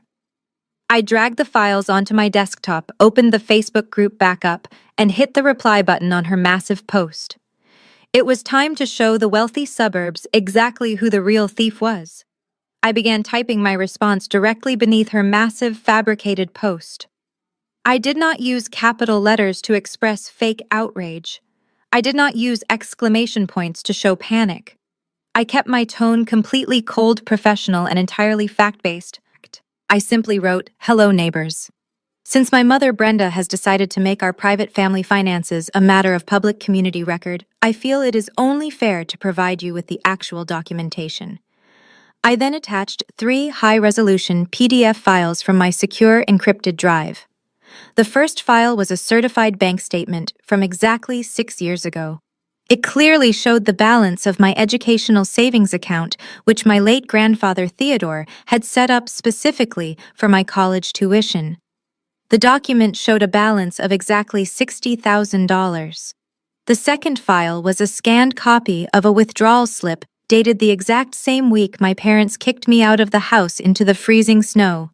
It showed a complete liquidation of the entire account. Right at the bottom of the slip next to the official bank teller's ink stamp was my signature. Except it was not my actual signature. It was a blatantly obvious forgery mimicking my handwriting, but completely missing the sharp upward loops I always used. To prove this beyond any reasonable doubt, I attached a side-by-side copy of my state driver's license signature from that exact same year for a direct visual comparison. The third and final document was the absolute nail in the coffin for Brenda's pristine public image. It was a scanned copy of the cleared cashier's check drawn directly from those exact withdrawn funds. The payee on the check was not Vanguard Holdings. The payee was a well-known luxury European auto dealership located in downtown Chicago. In the memo line written in Brenda's unmistakable cursive handwriting were the words "down payment for Madison's graduation present." I finished my comment with one final devastating paragraph. My mother did not lose her retirement savings to me. 6 years ago, she committed felony bank fraud, forged my signature, and drained my entire college fund just to buy my sister a luxury car to show off to all of you. Furthermore, the real reason she is currently facing a bank foreclosure is because she and Richard secretly took out a massive second mortgage to fund Jamal's failing law firm. A law firm he can no longer legally practice at because he was officially suspended by the State Bar Association this morning for attempting to extort my 6-year-old son. If anyone would like to see the official subpoena, I am more than happy to post that public record as well. I hit the enter key and watched the comment appear. I did not have to wait long for the massive fallout. In a wealthy suburban community where social status was absolutely everything, financial fraud was the ultimate unforgivable sin. These affluent homeowners despised nothing more than a scam artist living right next door. The digital silence in the group was almost deafening for about 10 minutes as hundreds of neighbors opened the PDF files and read the undeniable proof. Then the entire comment section completely flipped. Mrs. Higgins, the busybody neighbor who had just demanded my immediate banishment from the subdivision, was the very first to reply to my receipts. "Brenda, is this true?" she wrote, her tone shifting from supportive to completely horrified. "Did you seriously forge a signature to steal from your own pregnant daughter just to buy a Porsche?" Another neighbor, a retired corporate accountant, analyzed the documents and quickly chimed in. "That signature is a blatant forgery." The pressure marks on the digital scan show clear hesitation. "Brenda, you lied to all of us and tried to frame your own daughter for elder abuse just to cover up your own financial ruin." The notifications started pouring in so fast my phone screen became a complete blur. Madison tried to do some desperate damage control, replying to the thread claiming that the documents were doctored by me. But the retired accountant immediately shut her down, pointing out the official bank watermarks and the matching tracking numbers on the cleared cashier's check. The wealthy facade was entirely shattered. The perfect family Brenda had spent decades meticulously crafting was exposed as a desperate, broke, and criminal sham. Then the ultimate shift happened. The neighbors, absolutely outraged by the forgery and the blatant attempt to weaponize their community sympathy, began taking real action. The local orthodontist commented, "This is not just neighborhood drama anymore. This is a massive federal crime." He then typed the official Facebook handle of the Suburban Police Department, tagging them directly in the comment thread. Dozens of other angry neighbors immediately followed his lead. Tagging the police chief right now, one woman wrote. The HOA board needs to hold an emergency meeting tonight to remove Brenda from her position as treasurer, wrote another. The wealthy neighbors had turned on Brenda with the exact same vicious intensity she had tried to use against me. I watched the screen as the digital execution of my mother's reputation unfolded in real time. Within 30 minutes of my comment going live, the president of the Homeowners Association, a notoriously strict woman named Mrs. Gable, stepped into the chaotic comment section. She pinned a new administrative message right at the top of the feed. Due to the highly disturbing financial documents presented in this thread, Brenda is hereby suspended from her duties as neighborhood treasurer pending a formal emergency board vote tonight. We take allegations of bank fraud extremely seriously in this community. A few minutes later, Brenda's original post mysteriously vanished. She had panicked and deleted it, but it was far too late. The internet is forever, and dozens of neighbors had already taken screenshots of her unhinged lies and my undeniable proof. The digital fallout quickly bled into the real world. I knew exactly how fast the suburban exile was happening because my phone began ringing with frantic, angry calls from Madison. I let every single one go to voicemail, preferring to listen to her unravel from a safe distance. In her first message, Madison's voice was high-pitched and breathless. Lisa, take those documents down right now. Mom is having a complete nervous breakdown. Her phone will not stop ringing. Mrs. Higgins just called to say she is permanently banned from the weekly bridge game. The country club ladies are blocking her number. You are ruining our lives. By the third voicemail, the sheer reality of their social death had fully set in. Madison's tone shifted from demanding to utterly terrified. Lisa, please pick up the phone, she sobbed into the receiver. The neighborhood watch captain just drove by our house and glared at us from the street. My friends from the tennis club just canceled our lunch date and removed me from their group chat. They called me a fraud. Mom is locked in her bedroom crying hysterically. Nobody will speak to us. We cannot even walk outside to get the mail without the neighbors staring at us like we are criminals. Please tell everyone it was a misunderstanding. I deleted the voicemails one by one. I felt absolutely no guilt. For over 3 decades, Brenda had worshipped at the altar of suburban high society. She had sacrificed my childhood, my happiness, and my basic safety just to maintain the illusion of being a perfect, wealthy matriarch. She had weaponized that same society to try and destroy my business and my character. Now, the very people she had desperately tried to impress were the ones tearing her apart. The social exile was absolute brutal and entirely deserved. She was officially an outcast in the only world she ever truly cared about. I pictured my mother locked inside that sprawling brick colonial house, the same house where she had coldly watched me freeze on the front porch. The irony was incredibly thick. The walls of her pristine suburban fortress were finally closing in on her. She was trapped inside a home she could no longer afford, surrounded by neighbors who now openly despised her. She had spent her entire life judging others for their perceived flaws, and now she was the ultimate cautionary tale of the neighborhood.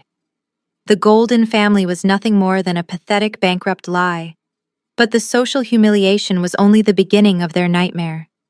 The financial consequences of their toxic enabling were moving much faster than they could possibly anticipate. They had gambled their entire future on Jamal's ability to project wealth completely, ignoring the massive debt ticking away in the background.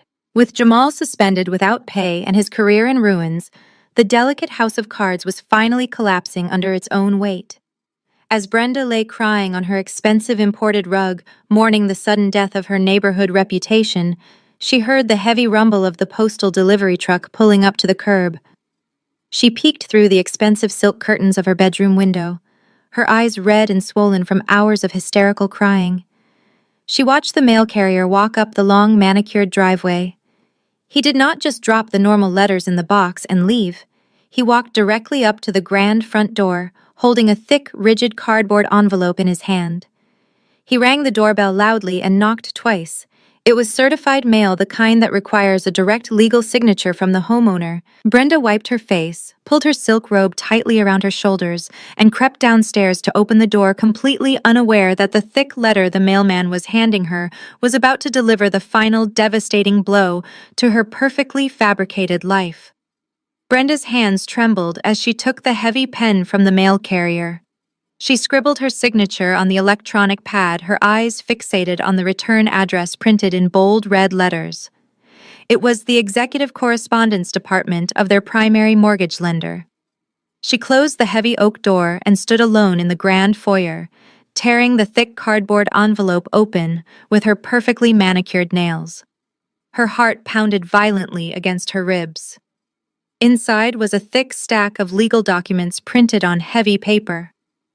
The top page was titled, Notice of Intent to Foreclose. Brenda felt her knees instantly buckle. She leaned heavily against the marble console table to keep herself from collapsing onto the floor. She read the terrifying numbers printed in stark black ink. Jamal had not just missed a single payment. His automated bank transfers had been bouncing for 2 solid months. He had been actively hiding the delinquency from everyone.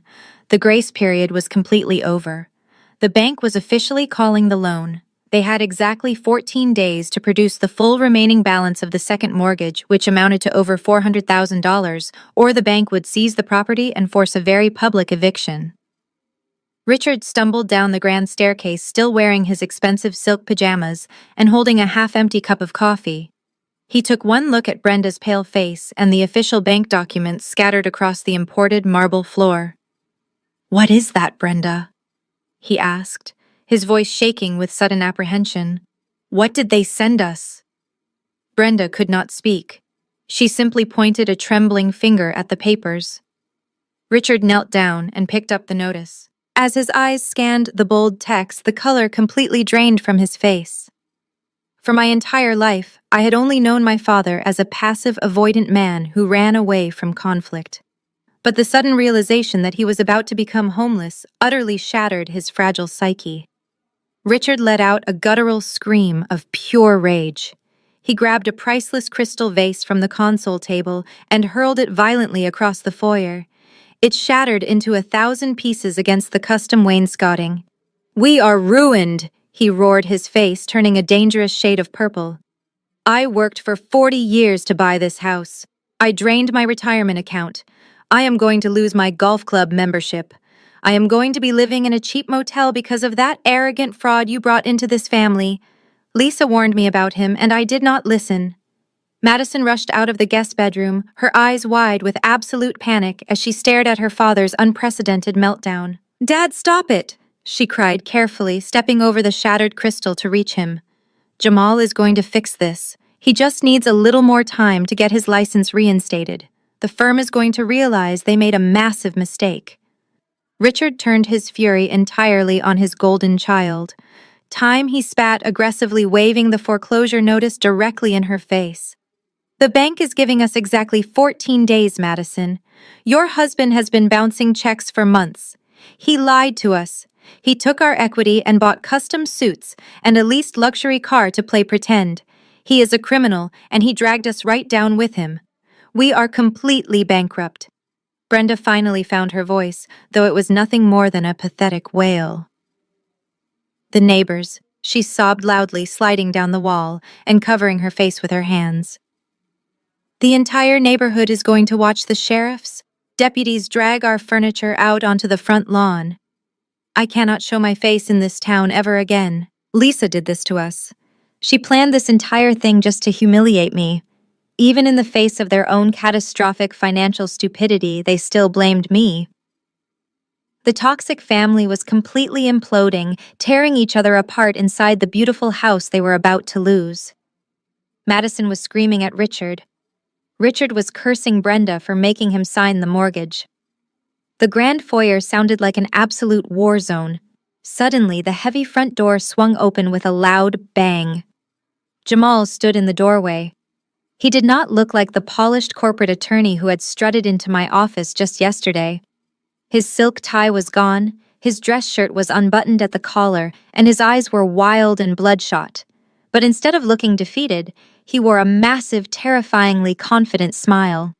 He was clutching a thick roll of commercial property listings and a manila folder under his arm.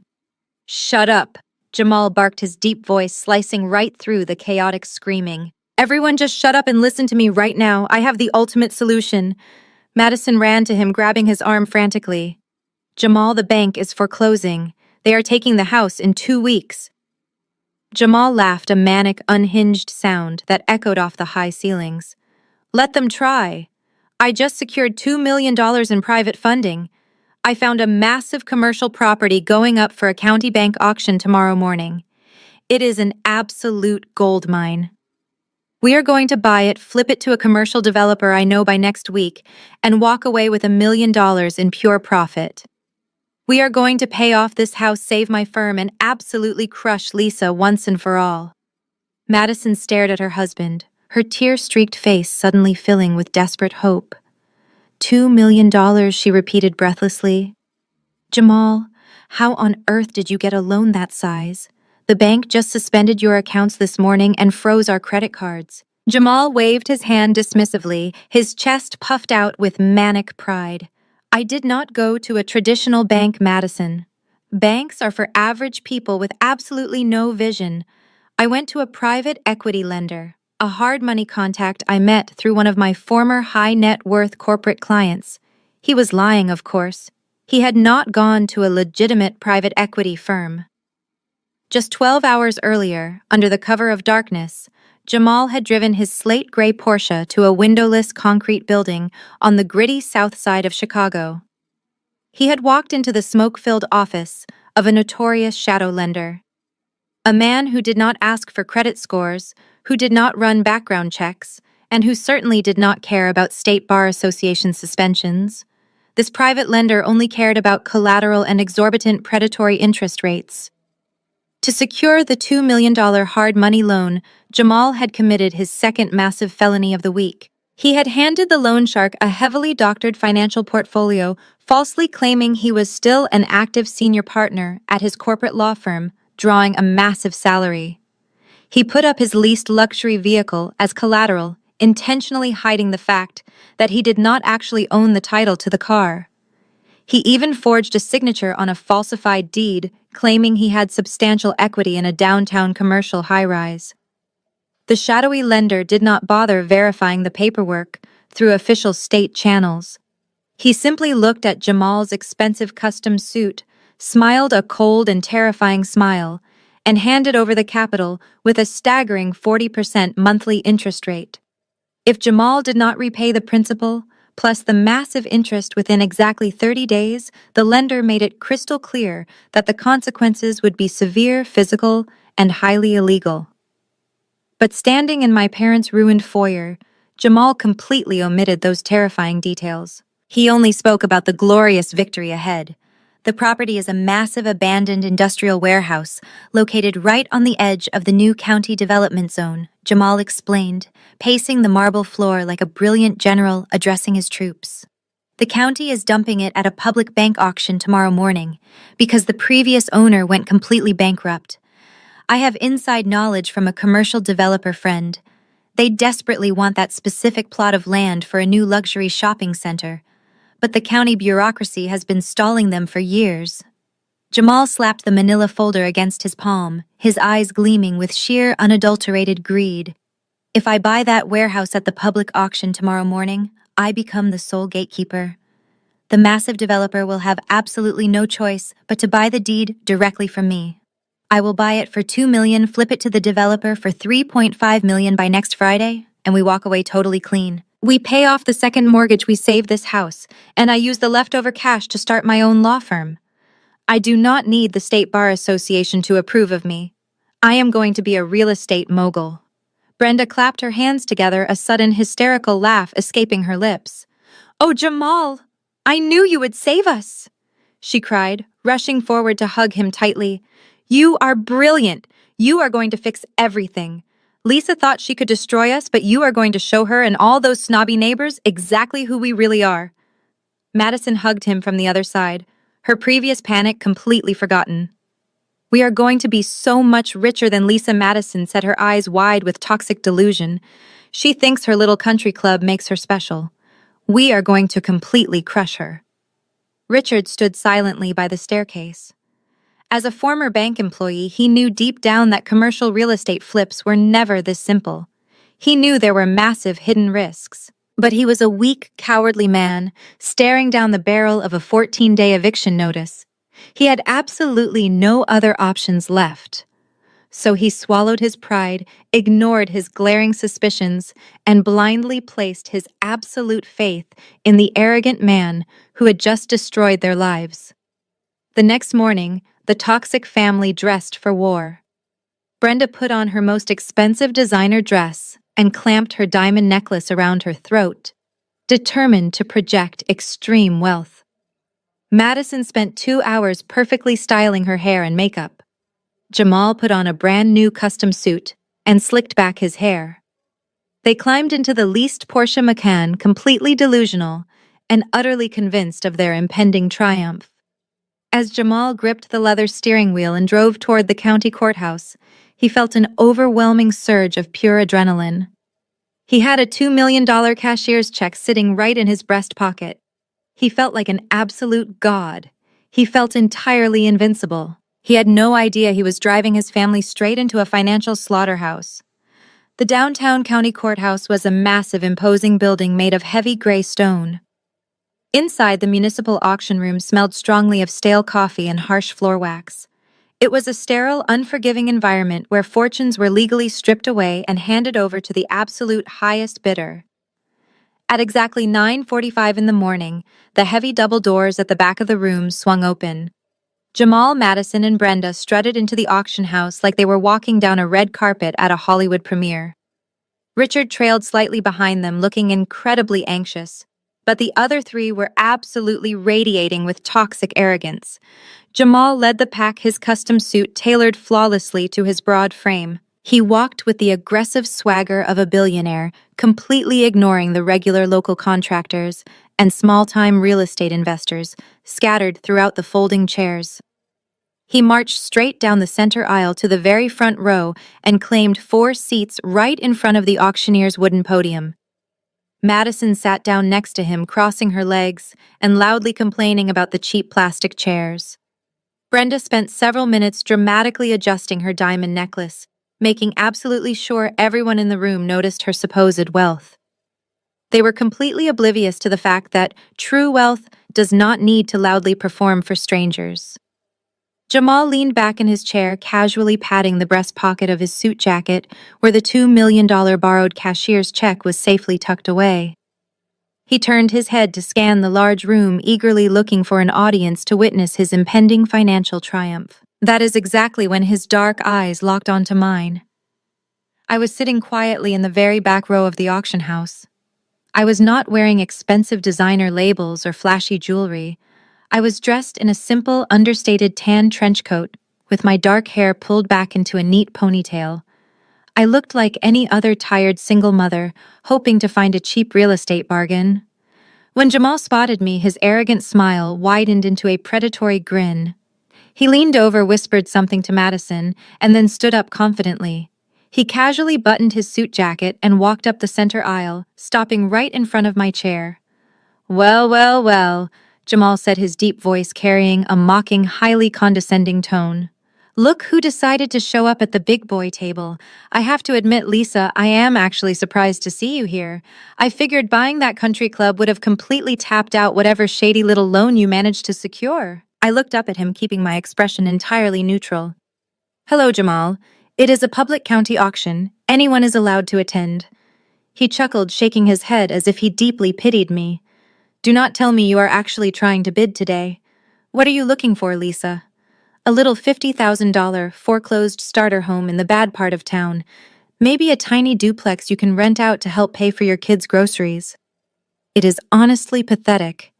You come in here wearing a cheap coat, trying to play the real estate game with the actual professionals. You should just go home before you embarrass yourself. I crossed my arms and leaned back in my metal chair. "And I suppose you are here to buy something a little more substantial," I asked, intentionally baiting his massive ego. Jamal puffed out his chest proudly.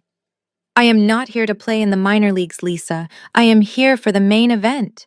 There is a massive commercial industrial complex hitting the auction block at 10 o'clock sharp. It is a multi-million-dollar play, a flip that requires serious capital and actual industry connections. Something a small-time amateur like you could never even comprehend. Today is the day my family secures generational wealth, and I am the one making it happen. I just wanted to come over here and make sure you have a clear view of my total victory. He gave me one last condescending smirk before turning around and strutting back to his seat in the front row. Madison turned around and waved at me, offering a vicious, mocking little flutter of her fingers before turning back to face the podium. I watched them settle into their seats, practically vibrating with greedy excitement. They were completely convinced they had outsmarted the entire financial system. They thought I was a broke, defeated woman watching them ascend to greatness. I did not feel a single ounce of anger. In fact, I felt a deep, profound sense of absolute calm. I did not say another word. I simply smiled, reached up, and casually adjusted the dark sunglasses resting on top of my head. It was a prearranged, highly subtle movement. Across the massive auction room, sitting quietly in the shadows near the side exit, a tall man in a plain gray suit caught my signal. He was a professional proxy bidder I had hired through an exclusive third-party firm in New York. He had no direct ties to Vanguard Holdings, and Jamal had absolutely no idea who he was. The proxy gave me a barely perceptible nod, tapped his numbered bidding paddle against his knee, and waited for the trap to officially spring shut. The auctioneer, a stern older man with a booming voice, stepped up to the heavy wooden podium right at 10 o'clock.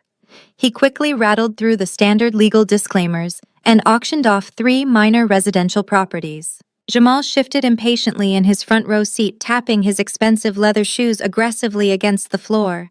He was absolutely not interested in the small change. Finally, the large digital screen behind the podium flashed with the images of the massive abandoned industrial warehouse. We now move to lot number 412, the auctioneer announced into the microphone. This is a substantial commercial industrial complex located on 20 acres of prime county development land. The property is being sold completely as is, with all existing faults and severe encumbrances. The starting bid is set at $800,000.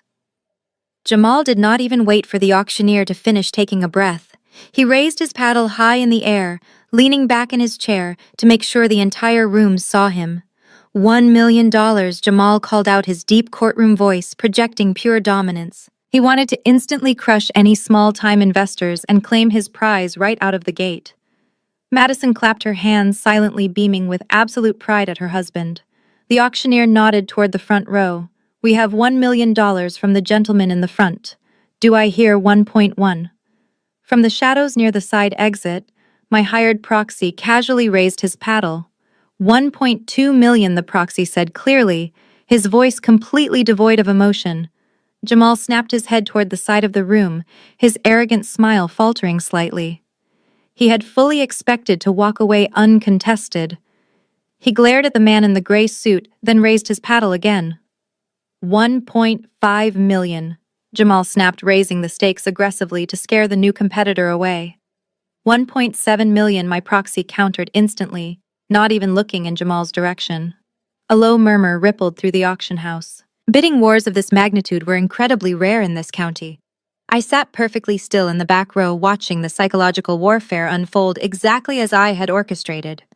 Jamal was a man ruled entirely by his massive ego. He had brought his wife and his mother-in-law to watch him become a millionaire. He had specifically walked back to my seat to mock me and guarantee I was watching his supposed triumph.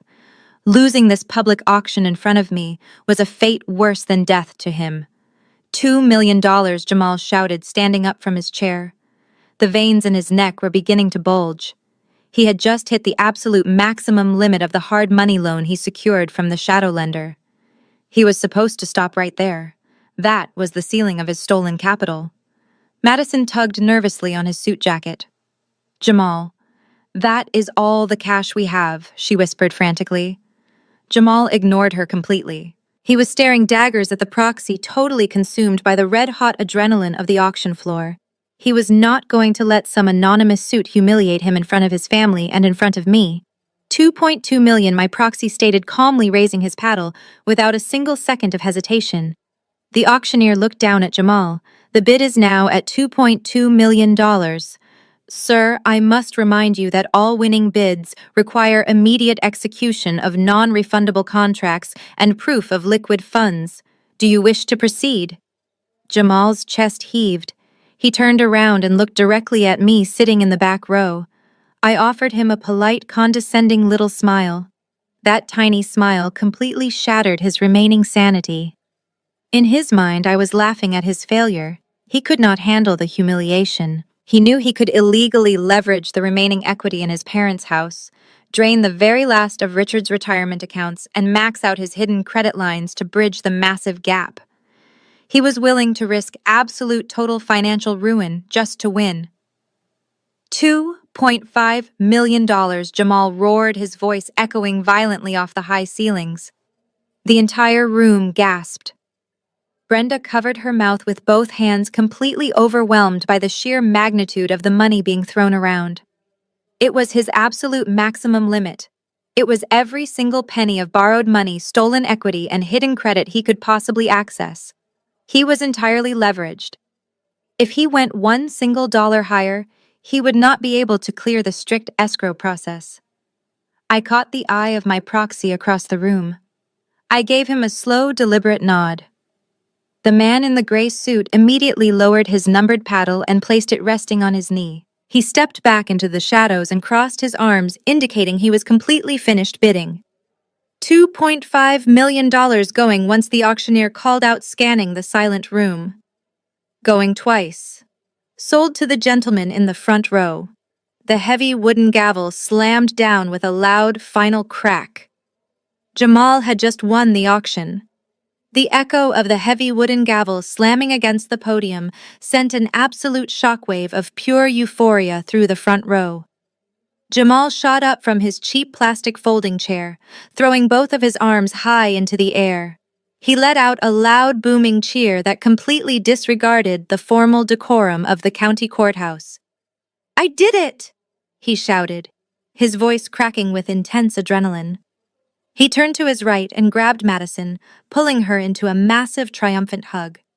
Madison burst into hysterical tears of joy, burying her face in his custom suit jacket. "We are saved!" she sobbed loudly, her manicured hands gripping his shoulders tightly. "We are rich, Jamal! You actually did it!"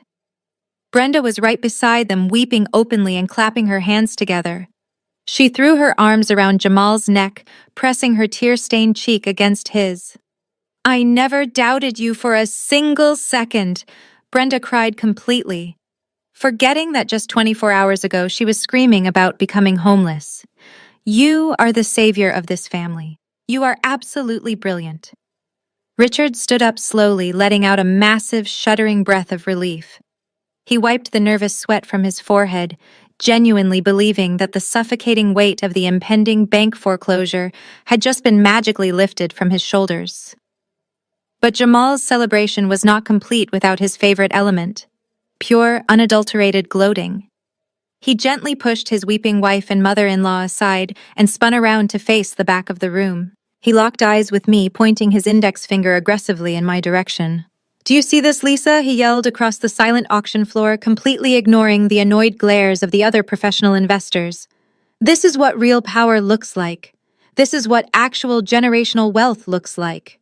You thought you could intimidate me by buying a failing country club. You thought you could destroy my career and leave me with absolutely nothing. Well, look at me now." He took a few steps up the center aisle, beating his chest with his fist. "I just secured the biggest commercial real estate deal in this entire county. I am the true mastermind of this family, not you. You can take your little shell company and go back to your dingy office. Watch the news next week, Lisa. Watch me flip this warehouse to the highest bidder and make $1 million in pure cash. You are absolutely nothing compared to me." I did not react to his unhinged public screaming. I did not stand up, and I certainly did not look defeated. I just sat quietly in my tan trench coat, offering him the exact same polite, condescending smile I had given him earlier. "Enjoy your new property, Jamal," I said softly. Even though I did not shout, my calm voice seemed to cut right through the heavy tension in the room. Jamal sneered, turning his back on me to face the auctioneer. The stern older man behind the podium cleared his throat loudly into the microphone. "Congratulations on the winning bid, sir," the auctioneer said, his tone strictly business. "Please approach the podium with your valid state identification and your proof of funds. We need to execute the binding purchase agreement and transfer the non-refundable deposit immediately." Jamal practically floated to the front of the room. He strutted up to the heavy wooden desk, pulling his wallet and the $2 million borrowed cashier's check from his breast pocket. He slapped the check down onto the podium with a loud, arrogant smack. $2 million in certified funds right there," Jamal boasted loudly. "I will wire the remaining $500,000 from my private accounts before the end of the business day. Draw up the paperwork." The auctioneer inspected the cashier's check carefully, verifying the watermarks before nodding to his clerk. The clerk handed Jamal a blue pen and pushed a standard one-page purchase agreement across the desk. "By signing this document, you acknowledge that you are entering into a legally binding contract to purchase Lot 412, the auctioneer recited mechanically. "You are purchasing the property completely, as is accepting full liability for any and all existing structural, environmental, and financial encumbrances attached to the deed. The sale is completely final." "I know exactly how a commercial auction works," Jamal snapped impatiently, snatching the blue pen and scribbling his signature across the bottom line. He felt like an absolute king. He had just conquered the real estate market. "Excellent," the auctioneer said, taking the signed agreement back. He then reached under the podium and pulled out a thick, heavy manila folder. He handed the massive packet over to Jamal. "These are the mandatory property disclosures and the official county inspection reports associated with the deed. They are now legally your responsibility." Jamal grabbed the thick packet with a confident smirk. He casually flipped open the heavy cardboard cover to glance at the summary page, expecting to see standard zoning boilerplate. His eyes scanned the first paragraph of the fine print. He blinked once. He blinked twice. He read the heavy bold text again. The blood completely drained from his face. His confident, arrogant smile vanished instantly, replaced by a look of sheer, suffocating horror. His confident, arrogant smile vanished instantly, replaced by a look of sheer, suffocating horror. Jamal felt his stomach drop out completely as his eyes darted across the bold red text printed on the very first page of the massive disclosure packet. This was not a standard zoning summary. It was a formal, legally binding mandate from the Federal Environmental Protection Agency. The entire 20-acre industrial complex he had just purchased was officially classified as a severe toxic biohazard site. According to the engineering reports attached, the massive warehouse structures were completely riddled with deteriorating asbestos. The soil and the groundwater beneath the concrete foundation were severely contaminated with chemical runoff from the previous manufacturing tenant. The county had effectively condemned the property 3 years ago. The estimated cost for the mandatory environmental cleanup was absolutely staggering. It would take a minimum of $4 million in specialized hazardous material removal before any commercial developer would even be legally permitted to set foot on the soil. The developer friend Jamal had bragged about was never going to buy this land in its current state. The massive development firm had simply been waiting for an arrogant fool to purchase it at a public auction and absorb the massive federal cleanup costs for them. Jamal flipped the page, his hands shaking so violently that the heavy paper rattled loudly against the solid wooden podium. The second page detailed the existing financial encumbrances. Because the property had been abandoned and fined repeatedly by the county for severe code violations, it currently carried $1.5 million in unpaid municipal tax liens. By signing the binding as-is purchase agreement just seconds ago, Jamal had not just spent $2.5 million of borrowed shadow money. He had legally assumed the massive tax debt and the multi-million-dollar environmental liability. The auctioneer looked at him with cold indifference. "Please step aside, sir," the auctioneer instructed, reaching for his microphone to announce the next lot. You have your executed contract. The title transfer will be recorded by the county clerk this afternoon. Have a good day. Jamal could not move. He was completely paralyzed, trapped in a financial black hole of his own making. The math spun violently in his head. He owed $2 million to a ruthless, violent loan shark who charged 40% monthly interest. He owed $500,000 from his hidden credit lines. He now personally owed the county $1.5 million in back taxes. And he owned a completely worthless, toxic wasteland that he could not legally sell, flip, or develop. He had just essentially signed a financial death warrant for himself and his entire family. Madison noticed his sudden paralysis from the front row. She stepped forward, her victorious smile faltering, as she saw the beads of sweat forming on his forehead. "Jamal, what is wrong?" she asked, her voice tight with sudden anxiety. "Why are you shaking like that? Let me see the paperwork. We need to go celebrate." Jamal snatched the packet away from her grasp, holding it tightly against his chest, as if he could hide the catastrophic truth. He could not answer her. His throat was completely constricted, his breathing shallow and erratic. He was an experienced corporate attorney. He knew exactly how binding these auction contracts were. There was absolutely no cooling off period. There was no legal loophole to exploit. He had willingly bid on an as-is commercial lot. He had waived his right to a preliminary inspection just to secure the quick sale.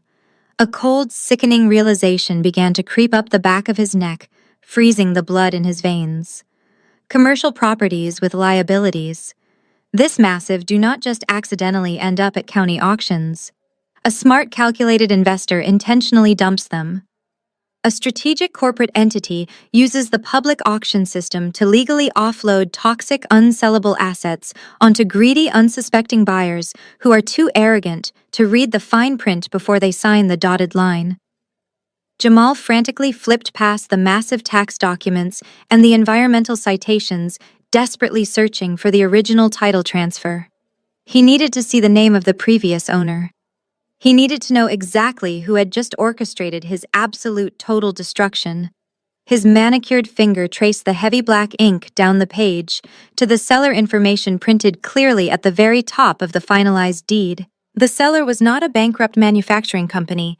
The seller was a highly successful private equity firm. The name printed in bold black ink read Vanguard Holdings. Jamal stared at the two words printed on the deed, Vanguard Holdings. The letters seemed to blur together as the blood rushed forcefully in his ears. He looked up, his eyes wide with a manic, terrified realization, and searched the back row of the auction house. I was already standing up. I smoothed the lapels of my tan trench coat, grabbed my handbag, and began walking slowly down the center aisle. The loud click of my heels against the hard linoleum floor echoed through the silent room like the ticking of a countdown clock. Jamal watched me approach, his mouth opening and closing, but no sound came out. Madison, Brenda, and Richard turned around, confused by my sudden movement and Jamal's sudden, terrifying silence. I stopped right in front of the heavy wooden podium, standing just a few feet away from my completely paralyzed brother-in-law. "Thank you, Jamal," I said, my voice echoing clearly across the auction floor. "I really cannot express my gratitude enough. You just took my absolute worst, most toxic, completely unsellable asset right off my hands, and you did it at a staggering 400% markup. It truly is a masterclass in commercial real estate investment." Madison frowned, looking back and forth between Jamal and me. "What are you talking about, Lisa?" she demanded, her voice trembling slightly. "Jamal just bought this property from the county. He beat you. We won." "He did not buy it from the county, Madison," I replied, keeping my eyes locked onto Jamal's pale, sweating face. "He bought it directly from me. My firm purchased that abandoned warehouse 3 years ago for practically nothing. When we discovered the severe asbestos contamination and the massive tax liens, it became a complete financial black hole. I have been trying to legally offload that toxic wasteland for years without taking a massive corporate loss. Then you walked into my office yesterday and bragged about your desperate need for a quick flip. You told me exactly how arrogant and greedy you were. So I set the perfect trap. Jamal finally found his voice, though it was nothing more than a ragged, breathless whisper. The proxy bidder, he choked out, pointing a trembling finger toward the empty chairs near the side exit. Exactly, I smiled, nodding slowly. I hired him to drive the price up. I knew you would never let a stranger beat you in front of me. Your ego is so massive, so incredibly fragile, that you completely ignored the most basic rule of real estate. You did not read the disclosures. You just kept bidding blindly because you wanted to publicly humiliate me. You wanted to prove you were the smartest man in the room. And now you own a condemned biohazard site, you owe the federal government millions in cleanup fees, and you owe the county over $1 million in back taxes. You literally paid me $2.5 million to take my garbage. The realization hit the family like a physical blow. Brenda gasped, clutching her chest as if she were having a heart attack. Richard stumbled backward, grabbing the back of a plastic chair to keep from collapsing. He understood the math instantly. He knew Jamal had just signed a binding contract that would utterly bankrupt them all for the rest of their natural lives. You tricked him! Madison shrieked, tears of pure rage streaming down her face. She rushed forward, trying to grab the documents from Jamal's frozen hands. You set us up, Lisa. You completely destroyed us on purpose. I did not set him up, I replied coldly. I simply placed a mirror in front of him. Jamal destroyed himself. You all destroyed yourselves. You were so incredibly eager to steal my son's trust fund, so eager to watch me fail, that you threw every single penny you had into a blind gamble. You bet your house, your savings, and your entire future on a man who only cares about his own reflection. Your greed is what bankrupted you today. I just provided the paperwork. Jamal looked down at the signed purchase agreement. He looked at the massive cashier's check he had just handed to the clerk. It was gone. The transaction was completely finalized. He had absolutely nothing left. No firm, no license, no money, and millions of dollars in inescapable debt. The sheer magnitude of his failure completely shattered his mind. The polished corporate lawyer vanished entirely, replaced by a desperate, cornered animal. You manipulative piece of trash! Jamal roared, a terrifying guttural sound that ripped through his throat. In a fit of blind, uncontrollable rage, Jamal dropped the heavy manila folder and lunged aggressively across the space between us. His large hands reached directly for my throat, his eyes wide with violent intent. He intended to physically destroy me right there in the courthouse, but he never even touched me. Before I could even take a step back, 3 armed courthouse security officers rushed forward from the sidelines. The lead officer hit Jamal with the force of a freight train, wrapping his arms around Jamal's waist and tackling him violently to the hard linoleum floor. The heavy impact knocked the wind completely out of Jamal, but he continued to thrash wildly, screaming curses at me as the other 2 officers piled on top of him, aggressively pinning his arms behind his back and pulling out their heavy metal handcuffs. Get off me! Jamal gasped, his face pressed hard against the cold linoleum floor of the courthouse. The heavy knee of the lead security officer remained firmly planted between his shoulder blades. The click of the steel handcuffs echoed through the silent auction room. The arrogant corporate attorney was completely reduced to a violently thrashing criminal in front of dozens of investors. Madison screamed and rushed forward, but another officer quickly stepped in her path, holding up a hand to keep her back. Ma'am, stay exactly where you are, the officer commanded forcefully. Your husband just attempted to assault a citizen in a federal building. I stood perfectly still, looking down at the man who had threatened to take my son away. He breathed heavily.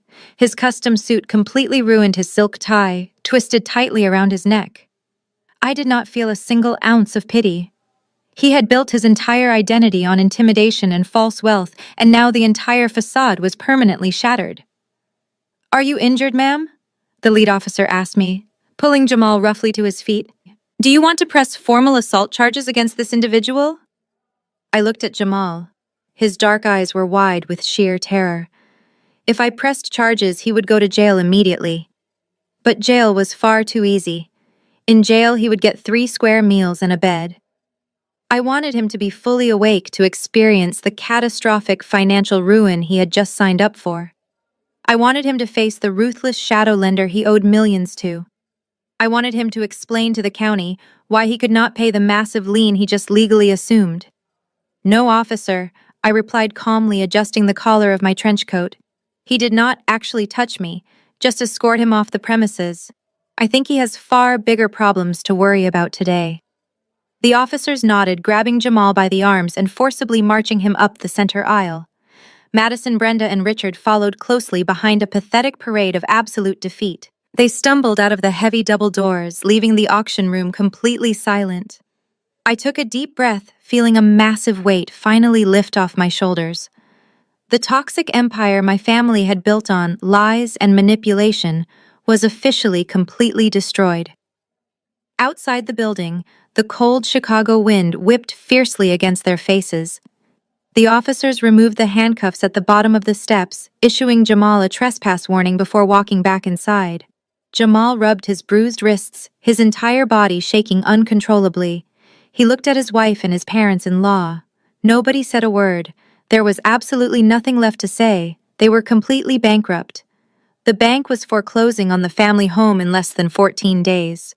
Jamal had been permanently stripped of his law license. They owed millions of dollars to the government for the toxic wasteland they now legally owned, and they owed millions more to a violent loan shark, who would be demanding his 40% interest by the end of the month. "We need to go home," Richard finally whispered, his voice sounding hollow and completely devoid of life. He looked 20 years older than he had just an hour ago. "We need to go pack our things." Jamal nodded numbly, reaching into his pocket for his car keys. They walked slowly toward the visitor parking lot, a broken, silent group of people who had just lost everything. They turned the corner of the concrete garage, heading toward the spot where Jamal had parked his leased vehicle. But as they approached the parking space, Jamal stopped dead in his tracks. A loud mechanical whirring sound filled the air. A massive tow truck was backed up directly to his slate-gray Porsche Macan. A man in a grease-stained jumpsuit was securing heavy chains around the rear axle. The front wheels of the Porsche were already lifted high off the ground. "Hey, Jamal," shouted his voice, cracking with sudden panic. "What do you think you are doing? That is my car. Put it down right now." He ran toward the tow truck, waving his arms frantically. The large man in the jumpsuit did not even flinch. He finished tightening the heavy winch cable, wiped his greasy hands on a rag, and turned to face the frantic, ruined man running toward him. "Are you Jamal, the tow truck driver?" asked, pulling a thick clipboard from the passenger seat of his rig. "Yes, I am Jamal," he barked, trying desperately to summon his old courtroom authority. "Unhook my vehicle immediately, or I will sue your entire company for grand theft auto." The tow truck driver laughed, a harsh, entirely unsympathetic sound. He ripped a yellow carbon copy sheet off his clipboard and shoved it directly into Jamal's chest. "You cannot sue anybody, buddy. Your leasing company ordered an immediate repossession this morning. You missed 3 consecutive payments and your credit accounts are completely frozen. This car does not belong to you anymore. Have a really nice day." The driver climbed into the cab of his truck, slammed the heavy door, and shifted into gear. The massive diesel engine roared to life. Jamal, Madison, Brenda, and Richard stood completely frozen in the freezing wind, watching the slate-gray Porsche being towed away down the busy downtown street. The repo man had just handed Jamal the final piece of paperwork, sealing their absolute ruin. They had no money, no home, no careers, and now no transportation. They were stranded in the cold concrete parking lot, officially destitute. 3 weeks passed, like a slow-moving nightmare for my family. The 14-day grace period on the second mortgage expired without a single miracle. On a cold, rainy Tuesday morning, 2 armed county sheriff deputies arrived at the sprawling brick colonial house my parents had lived in for over 3 decades. They did not care about Brenda's former high status as the neighborhood treasurer. They simply handed her an official court-ordered eviction notice and stood watch while a bank-hired foreclosure crew began carrying their expensive custom furniture out onto the damp front lawn. The wealthy neighbors, my mother had spent her entire life trying to impress, stood on their pristine covered porches, watching the humiliating spectacle unfold in complete silence. Not a single person walked over to offer help. Not a single former friend offered them a warm place to stay. The velvet sofas and antique wooden tables were left in the pouring rain completely ruined. Jamal's situation was infinitely worse. Following a rapid and highly publicized ethics hearing, the Illinois State Bar Association officially and permanently disbarred him. His face and the detailed transcript of his criminal extortion attempt were plastered across local legal blogs and community news websites. But losing his prestigious career was the absolute least of his daily worries. The ruthless shadow lender who had provided the $2 million hard money loan was actively hunting him down. Jamal jumped at every shadow and flinched at every loud noise. He forced the family to constantly move from one cheap location to another, terrified that the violent loan sharks would finally track him down to collect their massive 40% interest. The arrogant, untouchable corporate lawyer who once bullied junior associates was now a paranoid, sweating fugitive, hiding in the absolute bottom rung of society. By the end of the third week, the four of them were crammed into a single dingy room at a rundown roadside motel on the gritty outskirts of the county. The cramped room smelled heavily of stale cigarette smoke and damp mildew, a stark and horrifying contrast to the imported marble and crystal chandeliers they were used to. Richard sat perfectly still on the edge of the sagging mattress, staring blankly at the stained carpet. He had barely spoken a single word since the day of the county auction. He looked completely hollowed out, a broken shell of a man who had cowardly gambled his entire life away on a toxic lie just to keep the peace in his household. Madison stood at the front desk of the motel lobby, her hands shaking violently as she handed her platinum credit card to the bored clerk behind the thick plexiglass window. She was desperately trying to pay for one more night of shelter. Her designer clothes were wrinkled and unwashed, and the dark circles under her eyes betrayed weeks of sleepless, terrified nights. The clerk swiped the card through the digital machine. It beeped aggressively, flashing a bright red declined message on the screen. Madison swallowed hard, her throat painfully dry, and dug frantically into her designer purse. She pulled out a different card and handed it over. Another aggressive beep. Declined. She tried 3 more cards, finally maxing out every single line of hidden credit she had ever opened. The clerk let out a heavy sigh, sliding the useless plastic cards back across the scratched counter. "You are completely tapped out, ma'am," the clerk said flatly. "You and your family need to vacate the room by noon today, or I am calling the local police to escort you off the property for trespassing." Madison walked slowly back to the cramped motel room, silent tears streaming down her pale face. She pushed the flimsy door open, closed it behind her, and leaned heavily against the cheap wood, sliding down to the dirty floor. "All the credit cards are completely blocked," she sobbed, burying her face in her trembling hands. "We have exactly $20 in cash left to our names. We cannot even buy a hot lunch, let alone pay for another night in this awful place. Jamal, you have to call someone right now. Call your old law firm partners. Call your college fraternity brothers. We cannot sleep out on the street tonight." Jamal paced the small room like a trapped animal, aggressively peering through the dusty window blinds at every passing car. "I cannot call anyone, Madison." He snapped, his voice sharp and completely frantic. "My phone is completely turned off, so the lenders cannot track my location through the GPS. Everyone at the firm completely hates me. My friends stopped answering my desperate emails 2 weeks ago. We are entirely on our own." The heavy, suffocating reality of absolute homelessness finally settled over the cramped room. They had exhausted every single financial resource. They had maliciously burned every single bridge they ever had. They had absolutely nowhere to go and no one left to call. Then from the dark corner of the room, Brenda slowly stood up. She wiped her bloodshot eyes, swallowing every last ounce of her remaining pride. The wealthy suburban matriarch was finally broken. "There is one person who has a massive home and enough room for all of us," Brenda whispered, her voice trembling with raw desperation. "She has a gated estate with private security. She is flesh and blood. She has to take us in. We are going to Lisa's house." They spent their very last $20 on a budget rideshare vehicle that smelled like stale fast food. The driver dropped them off at the end of a winding, tree-lined road in the most exclusive zip code in the entire state. The rain was coming down in freezing heavy sheets, soaking through their wrinkled clothes within seconds. They dragged their cheap duffel bags up the steep driveway until they finally reached the entrance of my property. The massive wrought iron gate stood 12 feet high, flanked by thick stone pillars and high-definition security cameras.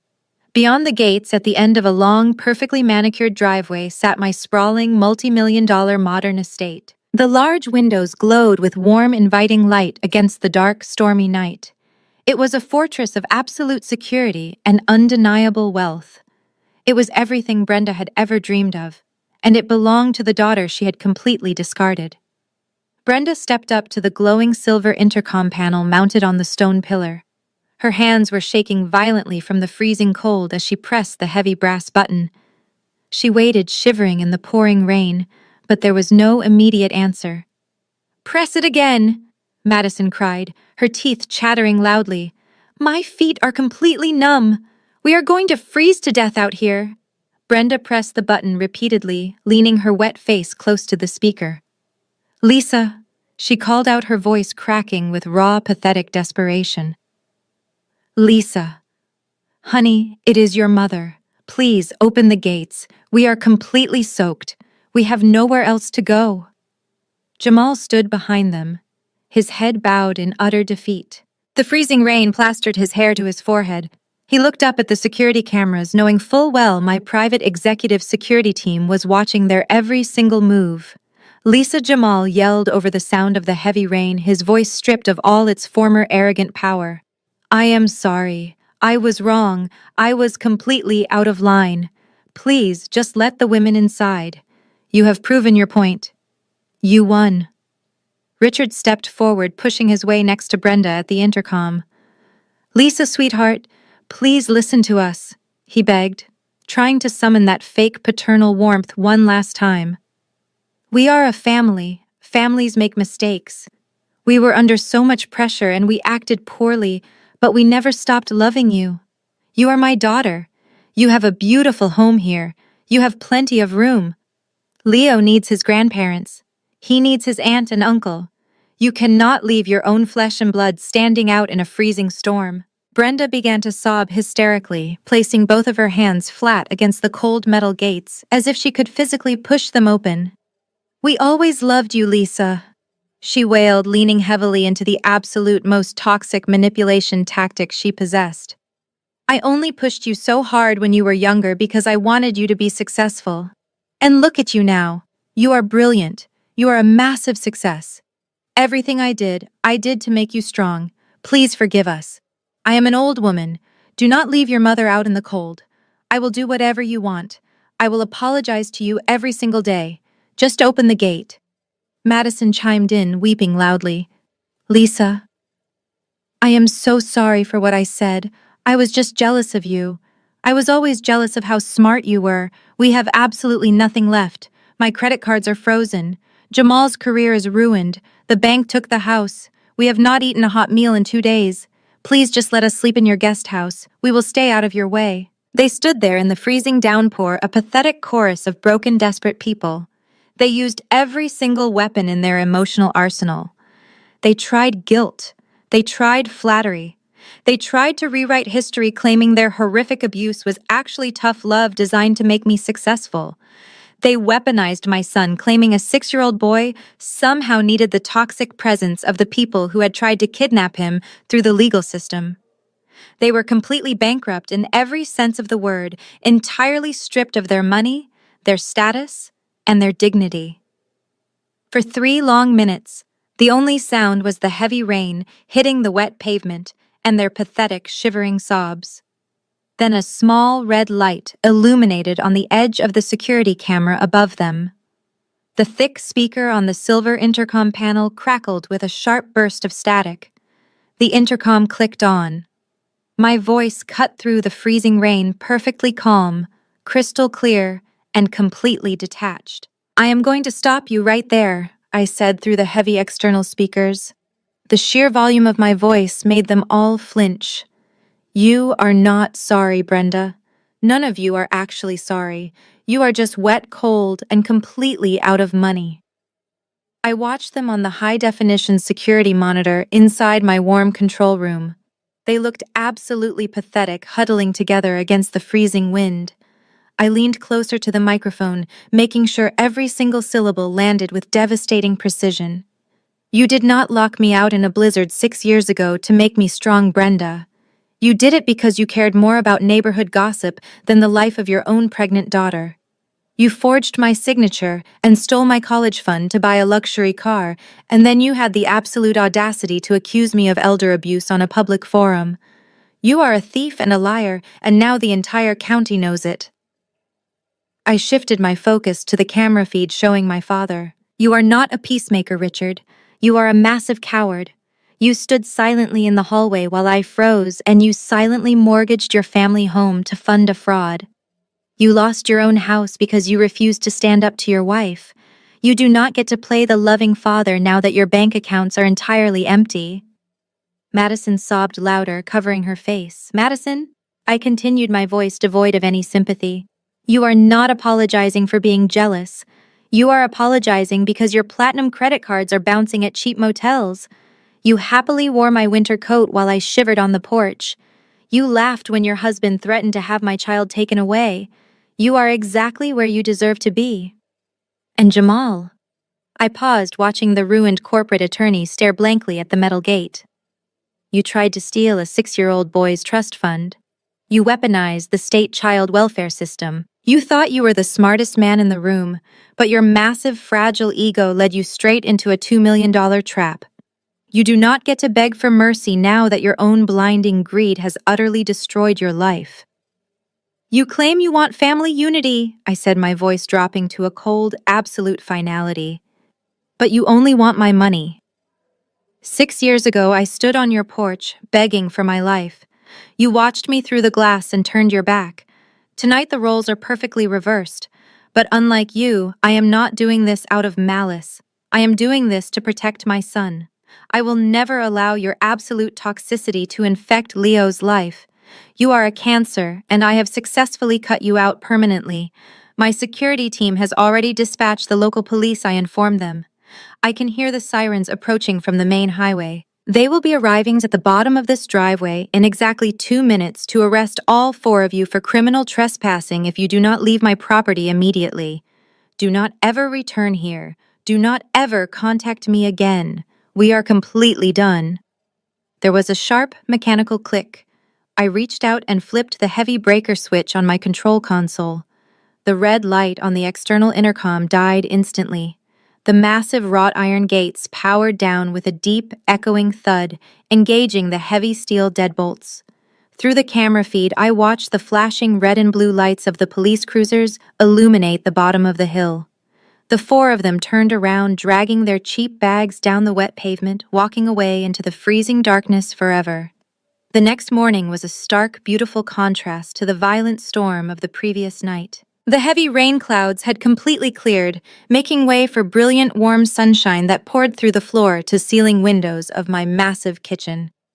I stood at the custom marble island, wearing comfortable silk pajamas, flipping golden brown pancakes on a high-end griddle. The kitchen smelled incredible, a rich blend of sweet maple syrup and premium dark roast coffee. Leo was sitting on a tall wooden stool next to me, swinging his legs and laughing out loud as he tried to catch a rogue chocolate chip I tossed in his direction. The house was perfectly warm. It was infinitely safe. It was entirely mine. I poured a fresh cup of coffee and looked out over the sprawling, manicured back lawn. There were no toxic whispers. There were no looming threats of extortion. There was no desperate need to impress people who fundamentally hated me. Jamal, Madison, Brenda, and Richard were completely gone. They were a closed chapter, a dark and distant memory, entirely erased by the bright reality of my present. I had faced the absolute worst of their cruelty and weaponized their own greed against them, dismantling their fake empire without ever compromising my own integrity.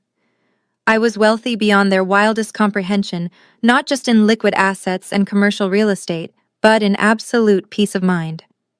I set a warm plate of pancakes in front of my son and kissed the top of his head. He smiled up at me, his eyes bright and completely untouched by the darkness of the people who shared our DNA. We were safe. We were happy. We were entirely free. The story we just concluded offers a profound reflection on the destructive nature of toxic entitlement and the undeniable power of quiet competence. Through Lisa's journey from a vulnerable young mother locked out in the freezing snow to a triumphant self-made powerhouse, we learn that true strength does not require a loud audience or a fabricated image. Jamal, Brenda, and the rest of the family built their entire existence on the illusion of superiority. They weaponized their perceived status to belittle others, believing their arrogance made them untouchable. However, the most critical lesson here is that unchecked greed and ego are inherently self-destructive. Lisa did not have to actively dismantle their lives. She simply stepped aside and allowed their own blinding arrogance to do the heavy lifting. When people operate from a place of malice and entitlement, they eventually construct their own traps, entirely missing the fine print of reality because they are too busy looking down on everyone else. Conversely, Lisa's victory is rooted in emotional detachment and the establishment of ironclad boundaries. She realized that sharing DNA does not obligate you to endure abuse or enable financial ruin. Instead of matching their chaotic, screaming desperation, she responded with cold facts, meticulous preparation, and unyielding limits. She protected her peace, her son, and her future by refusing to be dragged back into their toxic cycle. True peace is found the moment you stop seeking validation from those who are fundamentally committed to misunderstanding and mistreating you. This narrative serves as a stark reminder that we are the sole architects of our own boundaries, and protecting our well-being is an act of necessary survival. Take a hard look at the relationships in your own life and find the courage to permanently walk away from anyone who demands you sacrifice your peace to feed their ego.